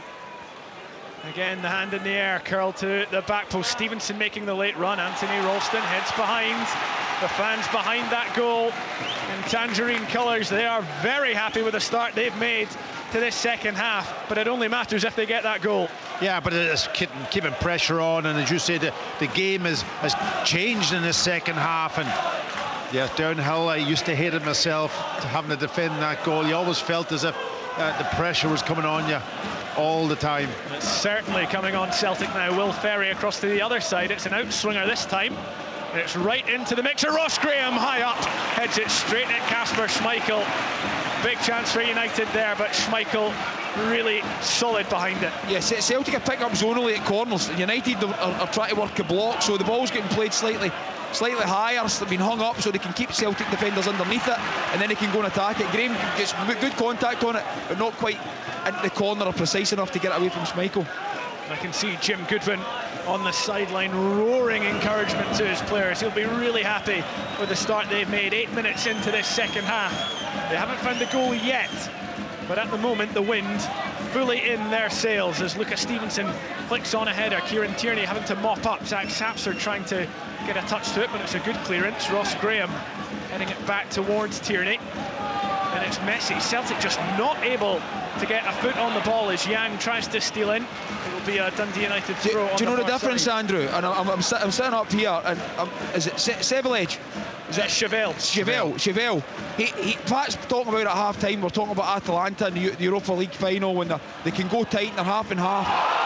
Chevelle's come on, and all he's done is given Maeda a wee bit of space in front of him so he can see him, but no enough space behind him so he can run into it. So Chevelle's done really well. He's changed the game just by not giving up that space, but being able to go and anticipate the ball going into Maeda's feet where he can go and step in, or the ball over the top where he can get his body across and stop Maeda running in behind.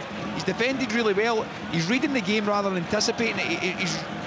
For me, he's changed the game with Cameron in that right wing back area. Sorry. And just as you were saying that, Dyson Maeda tried to square him up to go one-on-one. He left the ball just a little too much for Ivichko Chevelle, who was able to batter it into touch. Just before that happened, there was a 50-50 between Amar Fata and I think it was Anthony Ralston. No, who's just about recovered, and of course we saw Anthony Ralston getting interviewed before this game, and he's still got that shiner that he picked up in the League Cup final loss. Looks like he's gone a couple of rounds with Anthony Joshua, but he's on the ball now, back to his feet, and doesn't seem to be too fazed by the challenge from Fata, as Celtic have it a little bit more time on the ball for Rio Hatate, just having a little wander into the Dundee United half, but the pass to Callum McGregor forces the Celtic captain to scurry after it. He does keep it in play, but again, any tempo taken out of that Celtic attack as they try and sting Dundee United and puncture their momentum in this second half. They of course still have the lead, Celtic, through that Dyson Maeda goal. They've not created much in the second, and again it's a slack pass and United able to pick it off. It's launched forward towards Max Waters, who's been slightly quieter in the opening stages of the second 45, but there's Amar Fata, the man they want to get on the ball. Tries another mazy run, but he loses it this time. Paulo Bernardo picks up, just tees it off to Callum McGregor, and then keeps making the run, gets it in the middle. It's Rio Hatate. Bernardo's made the run, he's through on goal here. Dave Richards out well. Celtic for the first time clicking in the second half. They got all the way into the United box, but again United launching it long immediately, trying to find Max Waters. But that was better from Celtic, Pat. Yeah, listen, it was the first time in the second half that they had a little bit of combination in the middle of the pitch. It was a nice little ball round the corner to find a free player in between the lines, and then the pass came, just overhit the pass for the goalkeeper to allow him to come out and steal it. But yeah, it was the only time in the second half that Celtic had been comfortable. Ball in from Fata, Sapsford on the swivel, didn't get the right contact, and it goes out for a Celtic goal kick. Yeah, it's amazing though. Again, I'm looking at it, and it's Johnny Kenny is getting marked by one player. There's no cover, there's nothing. There's so much space for Johnny Kenny now, but the pass has got to come. The pass has got to come from somebody to have the ability. There's a ball up to Johnny Kenny, picks it up, he's offside. But that pass, but what Dundee United are doing well is that they're actually pressing the players on the ball and not allowing them to get their head up to hit that pass to Johnny Kenny.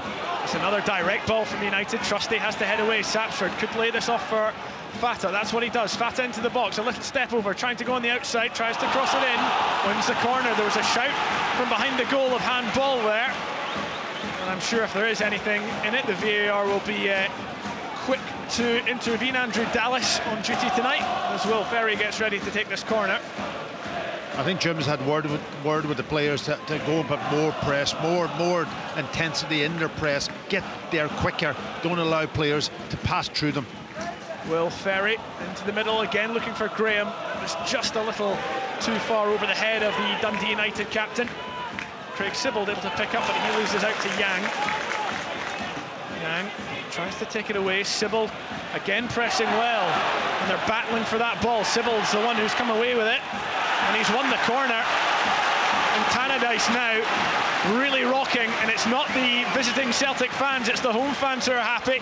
They've got the supporters backing now. I think the first half they were disappointed. They thought they were going to come out of traps, but I'll tell you what, they certainly have the second half. I think that's the fifth shot and goal already. But the thing being, as Pat says, they're not allowing the back players now to lift their heads and play forward passes. They're right up against them, stopping the ball coming forward, so the ball's not as accurate anymore. It's Will Ferry with an in-swinger this time. Again, it's towards the back post. It's headed away. Could drop for Fata. Takes a touch, tries the volley. McGregor shuts it down. Ryan strain out quickly. Had to get that pass right, and he does find Will Ferry, who hangs a high one towards the back post. Graham in there. It's still bouncing around. Could come back for Ross Graham. United have the ball. They work the chance! Christian Carestes fires Dundee United level. Tannadice rocking. Celtic stunned. They had the lead at half-time. It is gone. Christian Carestes with the equaliser. It was coming. It was coming. They did what Celtic did in the first half, but very much about aggression, getting there, making sure that they were putting people under pressure. Could be offside, is it? No, it's Ross Graham. He's deeper than others. Yeah. There's two on offside position. The second phase is fine. It's Ross Graham. No, he's definitely on. course, again, we mentioned VAR. They'll have a look at that. But, John, that certainly looks onside at the first attempt. And then at the second attempt, when Graham goes back for the ball, I think he is still onside. He's still on because Anthony Ralston's sitting on the floor. So it looks as if he's onside. When you can see it coming. Listen, United have been, again, at it in the second half. They've been putting crosses into the box, making Celtic defend. They obviously have a height advantage. Will Ferry comes to the side after the corner, comes back out. He just puts it into the air, and it hangs there for a long time. And you've got Ralston's at the back against Graham. As soon as it gets headed back down, United are hungrier. They go and get a shot at goal. But we spoke about it at half time. Going forward, Celtic are great. They've lots of possession and lots of good areas. On the transition, there's areas where Dundee United can hit, and you can see it happening because Fata's right up against Ralston now, and they've got 3v3 at the top where it was before. Fata and Sapsford were off it and allowing Celtic to play forward, and they could pick their passes. So Celtic, how will they respond? Another huge test of their mentality. They've taken the lead for the first time under Wilfried Nancy, and they've thrown it away. Dundee United with the equaliser. Now we're gone at Tannadice, and we spoke at half-time, or Pat and John certainly spoke at half-time, about how Celtic would manage when they didn't have the possession. How frail and fragile would they be at the back? Well, the possession stats in this second half are 50-50 at the moment. Celtic haven't dominated the way they did in the first, and it's clearly affecting them badly. Yeah, but it's just we talked about it at half-time about that defensive almost performance when you're play this system. They don't have players in those positions when they were kind of almost. It wasn't even they were played through, it was just balls played into the box. Here they are. Here's a chance. Max Waters onto the Amar Fata flick on. He's one-on-one. It's a big touch. I think he's offside. Michael with the save. I'm waiting to see if there's a flag. It stays down, and it will be a corner. Huge chance then for Max Waters to put United in front, but Kasper Schmeichel comes up with the goods. He's offside, I think. Yes, you can see it. He's gambled earlier, but again, you look at it, they're 3v3 at the top end. They're getting the ball forward quickly now. Fata's winning flick-ons.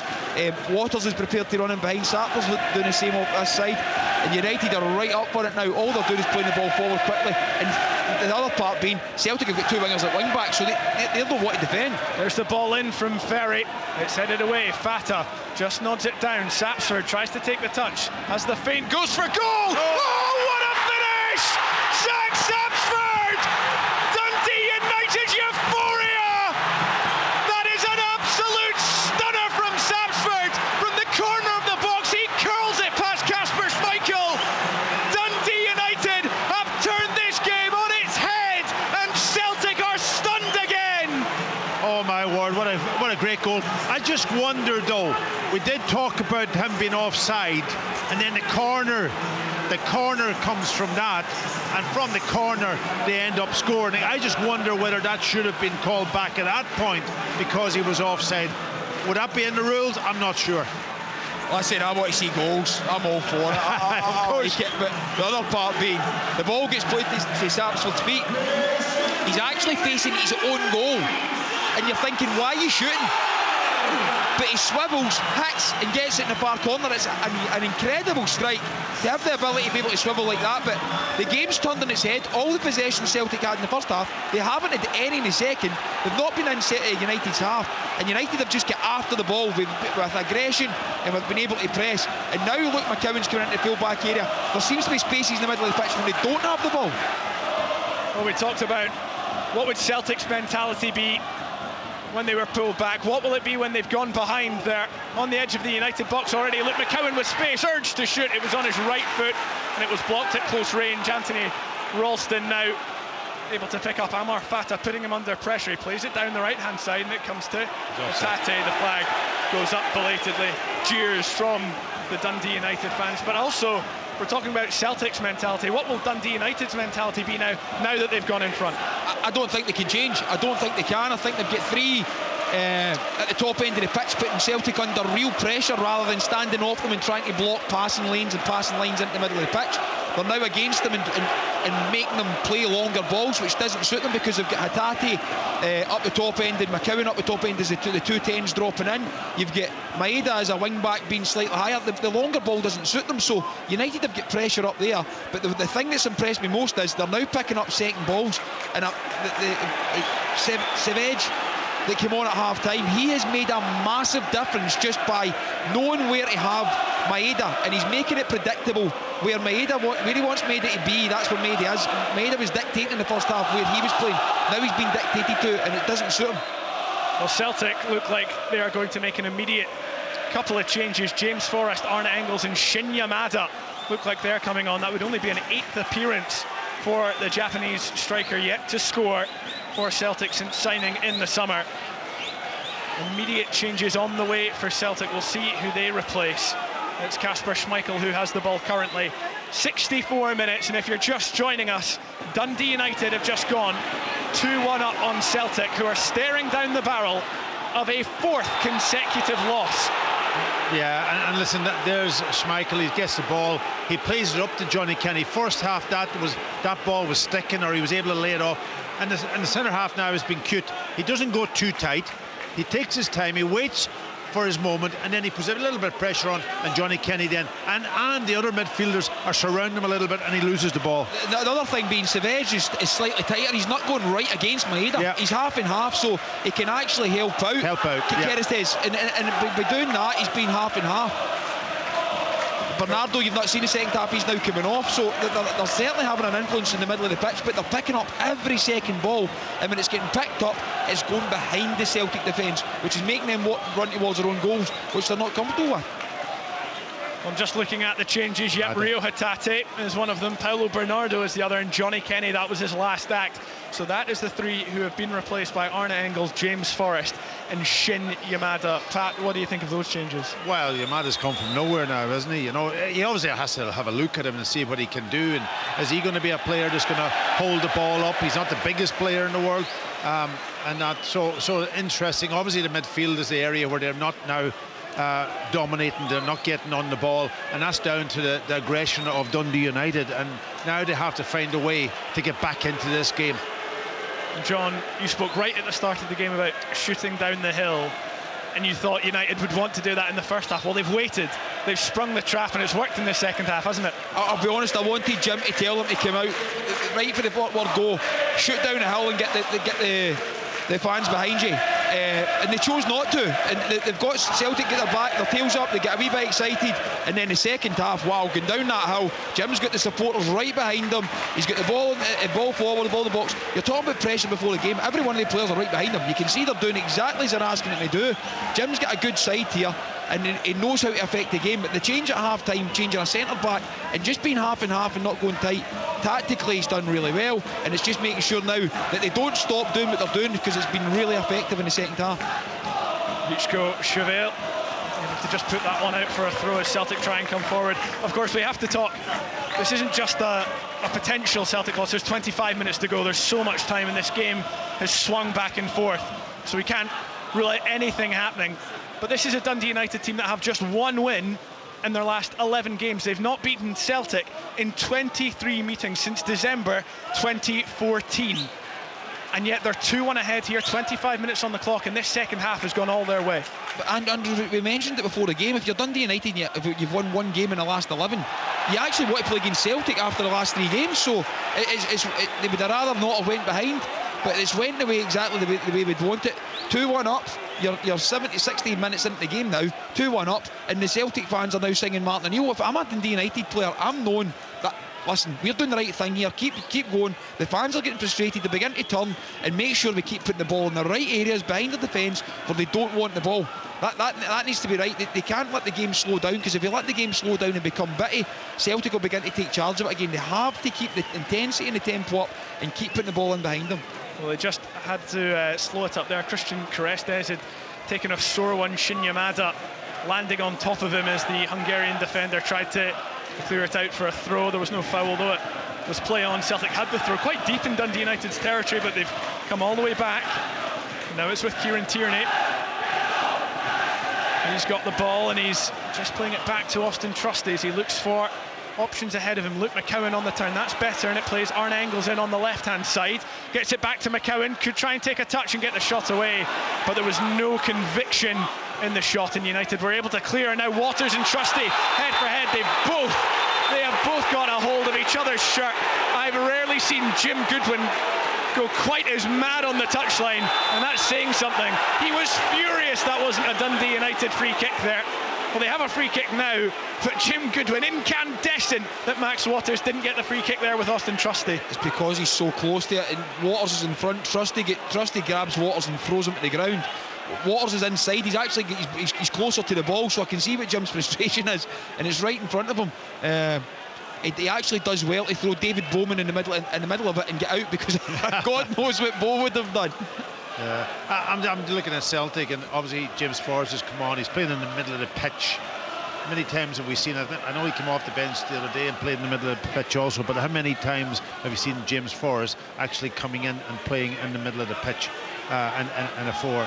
So I'm kind of looking around at saying what changes. Yamada's straight change for Kenny through the middle.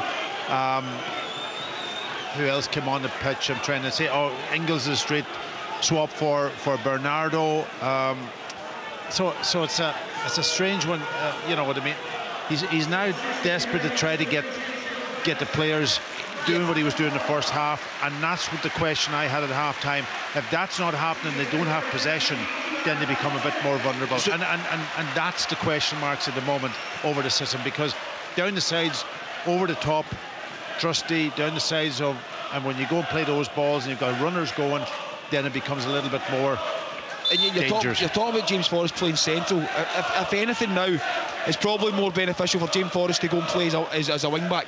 If you're going to bring him on, you want him to go and influence. Play him as a wing back, let him get higher and allow that, because James Forrest doesn't want to drop in as a 10. He wants to get somebody 1v1 in the wider area, but he's now playing as a 10, and he'll end up dropping into a wider area to go and play almost as a full-back at times. Because you see Forrest just now, he's playing against Sybil in the middle of the pitch.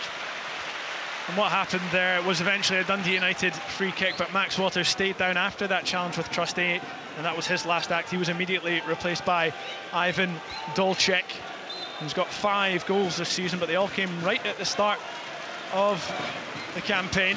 Not scored in a long time, as Will Ferry takes a long throw that Graham tries to flick on. Could drop for Stevenson. The chance still there for United. Might drop now. It was Ryan Strain, and he took a big old slice, and it went way over the crossbar.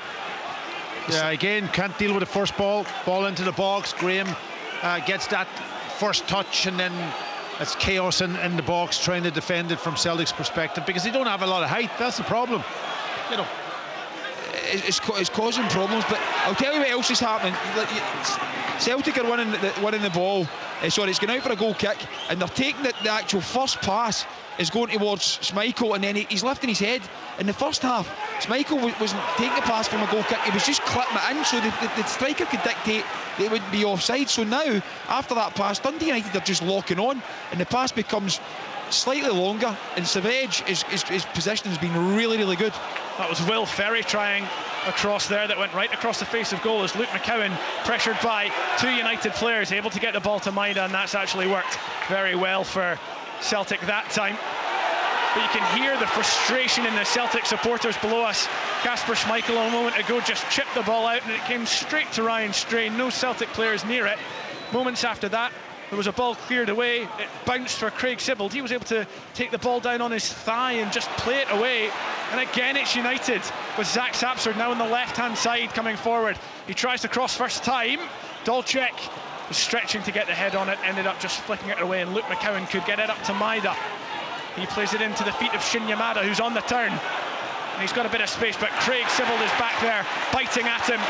He's not won the ball, but he's certainly stopped Celtic's progression. Callum McGregor able to pick up Arne Engels, finding a pocket of space. Celtic maybe with a little chance here. McCowan with the ball to the back post, finds Yamada on the volley with the left foot. He's spinning, and it goes over the bar, but that was a great pick out from McCowan, and the first chance for Celtic in a long, long time. Yeah, to be fair to him, it's behind him, isn't it? And he's got to almost scissor kick it into the net. It wasn't in front of him where he could maybe even take a touch or get on target. So yeah, it was a difficult one. Similar to Waters in the first half. Yeah. 73 minutes gone. Dundee United 2, Celtic 1. That was Celtic's first shot for about 10 minutes. Luke McCowan had one blocked at close range before that, and yet again, for the 4th time in 4 games, as Celtic manager Wilfried Nancy has to find some answers, and he has to find them quickly. I was trying to look up some stats to see when Celtic last lost 4 games in a row, to be honest, it was that long ago that the stats aren't great, so I'll say it's the first time in perhaps a generation. That's what they're staring at right now. You can't be talking about XGs and heat maps and then not be able to give his stats away in the last 4 times he can beat 4 games. It's long before I was born, we'll put it that way. As Kieran Tierney plays the short throw to Arne Engels. Ryan Strain trying to cut that long ball out. Korestes had a good fistful of Shin Yamada's shirt there, but play goes on and it rolls all the way back to Dave Richards in the United goal. He lofts one forward which Austin Trusty can get to, and it's a game of head tennis breaking out now as Amar Fata tries to get it on the ground. The rakish forward, he's got great close control. It didn't work that time though, as Arne Engels comes forward. Shifts it to the right hand side instead, and there's a slip, and Will Ferry can get onto that, and he'll play it forward for Amar Fata, and this could be an opportunity for United to try and get a 2-goal cushion. Fata onto the ball, Sibbald, a late runner to the box, he tries to pick out a man in the middle, it hits Callum McGregor, there's a shout for handball, it's half-hearted at best, and now Celtic will come forward. It is like a basketball game at the moment. Dyson Maida with it on the left hand side, up against Bichko Chevet. He tries to low ball in, Ross Graham cuts it out. It goes out for a throw. I can get my breath back, but that was a good chance for United there. Yeah, again in the transition, one ball, it's a crossfield pass, one ball down the side. They're so exposed in the wider area in the transition it becomes tough. And then when you're looking at it, we're speaking about what Dundee United have done at half time.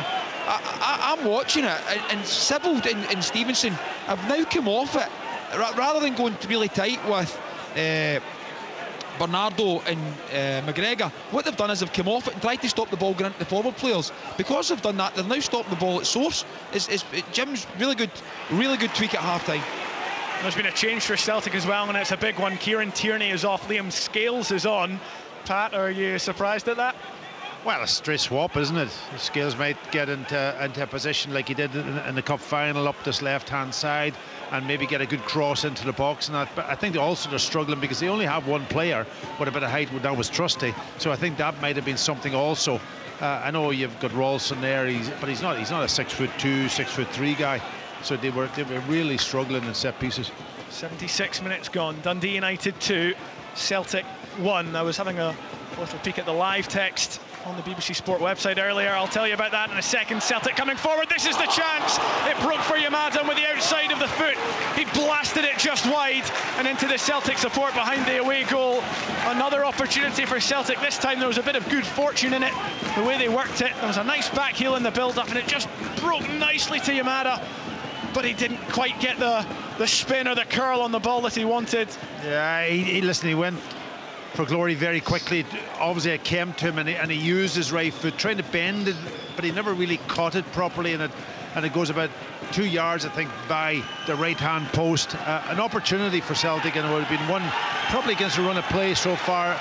Just the last couple of minutes though, I think with the changes and so on, I think Dundee United have just stepped off it and allowed Celtic to control the game a little bit better, which they were doing in the first half. Yeah, United are running out of steam at the top end of the pitch, and they need to try and get the ball there. As hard as it is to keep your energy levels up, they have to. But they've impressed me with picking up the second balls in the middle of the pitch. They picked up another one. Amar Fata trying the shot. Kasper Schmeichel down quickly to make the save. Now Zach Sapsford had gone down in the middle, and he's still lying on the turf, and he's waving at the bench. He's got a problem, the Australian. So Dundee United might be forced into that change. He's still down. Cramp. As Celtic come forward on the right hand side through Yang. We've not seen him too much in this second half. Flicks it inside. This is better from Celtic. James Forrest with a chance to cross. Whips it low. Korestes clears away. It bounces off Will Ferry, and then the Dundee United vice-captain can clear. And now there will be a pause in play as Zach Sapsford can be seen to.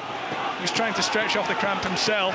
Kasper Schmeichel not offering a helping hand there. And Sapsford now back to his feet and slowly regaining. And Jim Goodwin is furious. Go down, he says. Well, Zach Sapsford, he's not ignoring that instruction, but it's too late. John Beaton says play on. Celtic going forward against the currently 10 men of United as Zach Sapsford limps back into a defensive position. Callum McGregor with the ball about 40 yards from goal. Knocks it to Engels. Celtic patient in this attack. It's Forrest in a central role. Liam Scales lets the ball run under his foot. Comes back to him now. He has a bit more room to think about the option, and he plays it straight to Sapsford, who had got all the way back, and United able to clear it up the pitch. Sapsford looking across to Jim Goodwin. Should I go down now? No, he's staying on his feet. Celtic still have the ball. Anthony Ralston trying the long diagonal. He slips as he hits it, and Ryan Strain can head it out. And I'm looking straight at Sapsford. Well, Jim Goodwin is pointing for a sub. He was making the little universal hand gesture, swivelling the fingers. It's not been made yet, though. The fourth official not ready with the board as Celtic take it quickly. 79 minutes gone. Dundee United with a 1-goal lead, leading 2-1 thanks to Sapsford goal as Dyson Maida tries to take it away from a few United defenders. It drops from McGregor, tries to clip ball over the top. Vichko Chevet takes a touch, lamps it down the pitch, and now Dundee United will make that change. It's Nikolai Moller coming on. Chevet's been massive for me in the second half. Just the positional sense, the experience of where to be, what gap to be in, how to stop it. For me, he's just made a difference to them. He's made them more solid. He's not gave up space, and he's allowed the midfielders to get tighter there. But not only that, he's allowed the strikers to go and be able to pressure the top. So it's really good, the fact that they've been able to make that change at half time, and it's such an influence in the game. Well, thanks to our fantastic engineer, I have found out when Celtic last lost 4 on the trot. It was 1958.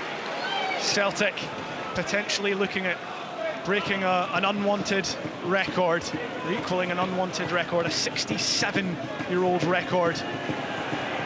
As Liam Scales wins the throw on the near side. Celtic in the Dundee United half again. Luke McCowan picking up the ball. Austin Trusty with it. Now Ralston out to James Forrest coming inside again.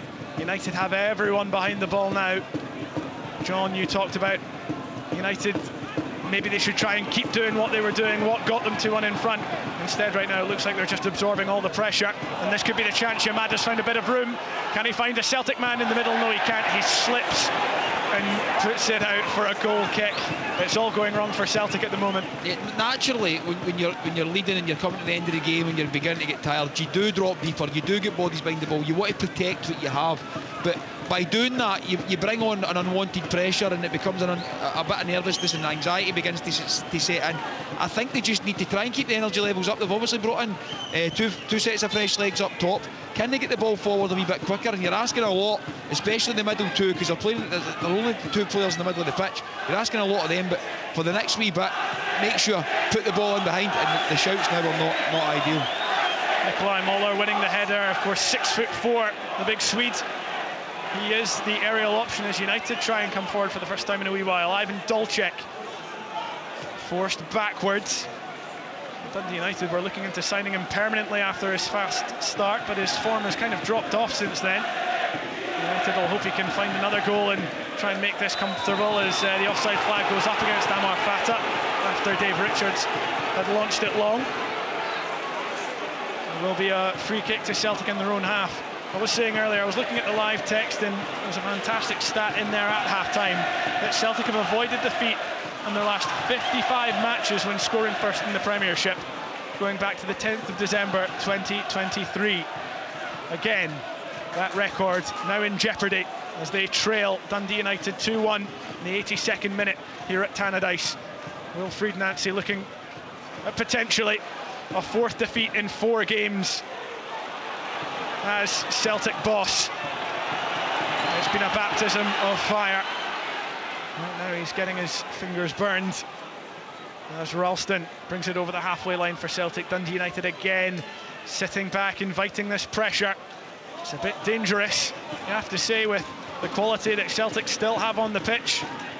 The likes of Maida and Arne Engels, James Forrest in there. Of course, if he scored, it would be a 17th consecutive season. Listen, there's 2 ways to defend. One is you play with a low block. Everybody's got to be clued in. Celtic are good when they have possession, as you know, but they have to try and break down this block. And then, of course... Well, they've got a chance now. Forrest with the ball in mind off the post. How has he missed that? Wow. From about 2 yards out. Open goal. Dyson Maida glances his header off the inside of the post, and it comes back to Dave Richards. You will not see a better chance than that all season. And if there was ever a sign that it's not going Celtic's way, it has to be that. Foster's He's actually in the middle of the goal. It's a great ball from Forrest, fizzed across.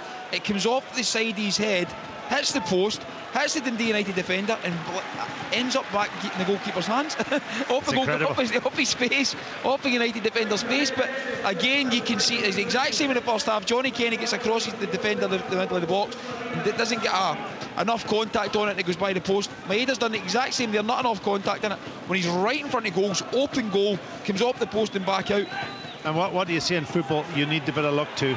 Yeah, you do. Without the luck, it's... And Celtic not getting the luck at the moment. They are plumb out of it. As Dundee United try and win the ball in the middle. Craig Sybil playing it over the top for Ivan Dolchek. He looked offside. It would be an astonishing run to goal. The flag stays down. Celtic have the ball back, and they will now play it up the pitch as John Beaton waves play on. He's taken charge of 2 Celtic games so far this season. They've won them both. As Arne Engels has the ball on the edge of the box now. Celtic pouring forward. McCowan with the low ball in. Richards blocks away, and Lucas Stevenson heads behind. It will be a Celtic corner. Luke McCowan gesturing to his attackers in the middle what he wanted there. Celtic applying the pressure. 84 minutes gone. Dundee United 2, Celtic 1. Yeah, Dundee United, when the front 3 were doing the job, putting real pressure on. Once those 3 are out of the game, Celtic have the domination again back in midfield with the extra player, putting them under pressure. It's Arne Engels to deliver this in-swinger. It's a low ball, and it doesn't beat the first man. And the Celtic fans will let him know what they think about that as Ralston slips on the ball. Lucas Stevenson chasing. I don't know if that will stay in the pitch. He's certainly going great guns for it. And the assistant referee flags that the ball has gone out as Ralston and Stevenson collide. Stevenson throwing himself to the turf. He might have hurt himself more in the act of going down there. But certainly that will be looked at. But that was a harum-scarum moment for Tony Ralston as Lucas Stevenson stole the ball from him and tried to get in behind the Celtic defence. Heart in mouth for the Celtic defender. I think he booked Stevenson there, didn't he? Yeah, he booked Stevenson for grabbing the ball. Yeah. So despite Lucas Stevenson's theatrics, he goes into the book as Celtic make their final change. Benjamin Nygren, the club's top scorer this season, is on to replace Yang Hyun-jun. And Forrest has gone out where we thought he would be, out on the right hand side, and Nygren's coming into the middle of the pitch. They still have their box of 4. They do, in the ball now with Nygren. 7 goals so far. I'm at the top of Celtic's goal scoring charts. Of course, as a player who can play both on the right wing and as a central midfielder, maybe he's more suited to that slightly inverted wing position. So when Trustees now step in, they're allowing the middle centre back to have it and try and be out on the outside ones, exactly as Robinson done at the weekend with St Mirren. They can get joy out of it. But the only thing being, Celtic don't have wingers to be able to deliver the ball into the box, so the ball's getting delivered from 30 yards from goal, and it's right in front of the Dundee United defenders where they can go and attack it. Still Celtic who have the ball right now. 86 minutes gone as Liam Scales crosses in. It's a very hard hit cross, and James Forrest can't keep that in on the far side. It's cheered by the home support, who, like I say, might be about to witness their first win over Celtic in over a decade. United will also be feeling, they've been here with Rangers, was it 3 weeks ago, when they're 2-1 up, getting into the last couple of minutes. They'll be nervous knowing that's coming. Can they make sure that the onslaught which is going to come from Celtic, can they make sure they manage it, they defend it, they manage the final moments of the game? And right now you can see Dolchek is high and wide, and Jim's telling him to get back inside. It's just gone out for a Dundee United goal kick, and I'm sure Dave Richards will take his time over this one. If Celtic were to lose tonight, this would be their 16th loss of the calendar year. In 2024, they lost twice. Well, Celtic, they don't have long left in this game. I think, what is it, 3 minutes left in the game, is it? Am I right in saying that? Plus whatever extra time will be played, and that is very, very... If they get a draw to this, I think they would take it right now to win the game. I doubt it. We talked before the game, kind of speculatively, if Celtic were to lose this, the kind of pressure Wilfried Nancy would be under. It will be fever pitch, you'd have to think, even after only 4 games. Yeah, it's going to be difficult for him, and You know, the first half, good performance, first 20 minutes at least. But I think the second half, as soon as they were put under pressure, they couldn't cope with it. I think they were really good first half. First half, I think they totally dominated it. They get the ball into good areas, they caused problems. If they got the second goal, Johnny Kenny takes one of his chances and it goes 2-0. It's a completely different second half. But as we spoke about half time at 1-0, the game's always there for Dundee United to just cause one bit of threat, and they came out of the second half, energy, enthusiasm, and putting the ball in danger areas, and Celtic just couldn't cope. Well, 4 minutes of additional time are on the way as Celtic win the throw deep in Dundee United's half. On the left hand side, it comes back to McCowan, who's got a bit of space to whip the cross in, but Vichko Chevelle will just head that into the sky. It goes out for another corner. Arne Engels across to take it. Will have to be better than his last delivery, which didn't beat the man at the front post. Celtic trying to pile on the pressure late on to salvage a point. What would be Wilfried Nancy's first, as Arne Engels lines this one up. This one it's curled to the back post. It was James Forrest who was near it. Dundee United got ahead to it. It will go out for another corner, this time on the far side. 89 minutes on the clock, and like I say, 4 additional minutes to be played, and there's a bit of confusion about who's taking this corner. Benjamin Nygren stepped away from it, but it will be the left-footed Swede. Callum McGregor instructing him to get back and take it. He curls it in, it's bouncing around, and it's eventually cleared, but not particularly well. Callum McGregor back out to Nygren. He curls it in, and there's a strong foot from Dundee United, who will try and counter now. A goal now would see the Celtic fans flood to the exit as Dolchek tries to step away from Anthony Ralston. He then fouls the Celtic defender, but Ralston did well to play it up to Engels. Celtic will continue to press and look for this late leveller. It's Forrest on the outside on the left. He curls in, it's a good ball. Almost came to Liam Scales at the back post. It's run on through. Callum McGregor offering. There is the confirmation, the 4 minutes of additional time. McCowan on the turn, it's on his left foot. Fata slides in and holds him up, but he still gets the ball to Forrest, who wants it on the right. And that's what he does. He's trying to open up the body and make the room, and he just pokes it straight out of play. The Dundee United fans cheering like a goal.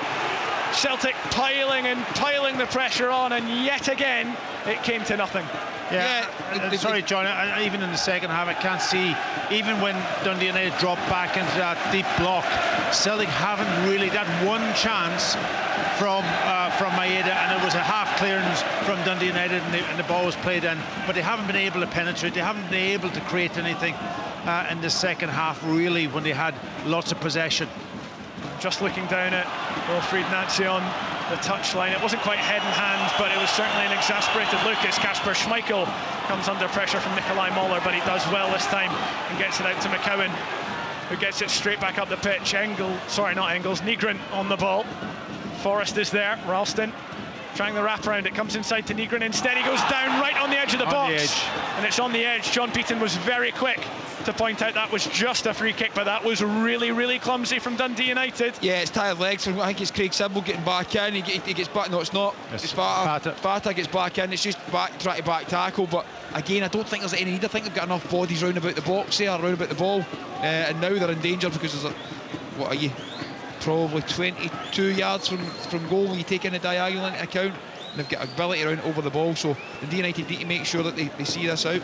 It's a nice angle, I think, for the left footer probably, and it's Benjamin Nygren who's over at Callum McGregor, whispering in his ear. What will the Swede do? Can he find an 8th goal of the campaign in what would certainly be one of the most important, of course, memories? John, you already pointed it out for Dundee United, of that late draw against Rangers, the late penalty they conceded through Will Ferry. And there's a Celtic man, I think it's Austin Trusty's gone down in the box holding his face. He's quite quickly back up to his feet. And what's interesting about this free kick, there's a mini Celtic wall in front of the Dundee United wall. Yeah, they do that somehow. I don't know what, trying to block the goalkeeper's vision, of course. But there's 2 of them. I think it's Scales. I'm not sure who's standing beside him. Is it Yamada? No, Yamada's out on this side here, so I'm not sure who's standing beside him, but it's just to block the goalkeeper's view and see by the time the ball goes over the wall, we'll have enough time to react. Here's Nygren, hits it now over the bar, and it was always going over the bar, and that might be the chance for Celtic. We're in the 93rd minute now, and they still trail Dundee United by a goal, and Celtic staring down the barrel of that 4th consecutive defeat, as Dave Richards is booked for some of the most obvious time wasting you'd ever see. From the goal kick, he managed to kick the ball outside of his own box, but he has it back under his arm now. He's slowly planting it on the 6-yard line. He's being very, very cautious as Dundee United eat into the seconds here. Just a minute or so left of this one. A potentially huge win for them to end their rotten run and to pile more misery on Celtic. It's Luke McCowan who has the throw deep in Celtic's half. Austin Trusty with it, and keeping a keen eye on John Beaton as Celtic launch what will surely be their last attack. Anthony Ralston floating it long, could bounce to Luke McCowan in the box. He has it. Celtic with the chance. It comes to Scales. He turns back to Engels on the left foot, tries to fire it in. Lucas Stevenson heads away. Now McCowan back to Engels. This cross comes in, it's headed away. Trusty with the touch. The pressure still on. Dundee United fans clamouring for the final whistle. Forrest, it's cleared away. The whistle's still not gone. Kasper Schmeichel will now launch it long, and there's no Celtic player near it as Ryan Strain heads away. Down to Arne Engels, seconds left surely. He clips it in. Ross Graham heads away. Amar Fata adds the extras. It goes out for a throw-in. John Beaton still not blowing his whistle. He's having a look now. Nope, still the agony goes on for Dundee United fans, and to be honest, for Celtic fans right now, they are still trailing by a goal. Can they find a late leveller? The thought of the win certainly gone as Liam Scales eyes up the cross. He curls it in. It's headed away by Vichko Chevelle, and there is the full-time whistle. Tannadice rises to its feet. Their rotten run of form comes to an end, but Celtic's continues. A 4th consecutive defeat for Wilfred Nancy as Celtic boss. He is yet to taste victory. He's yet to taste anything other than a loss. And the Celtic fans are letting the new manager know what they think. He cuts a forlorn figure as he trudges down the touchline at Tannadice, as Dundee United's euphoria pours into the stands and onto the pitch. Their players congratulating each other.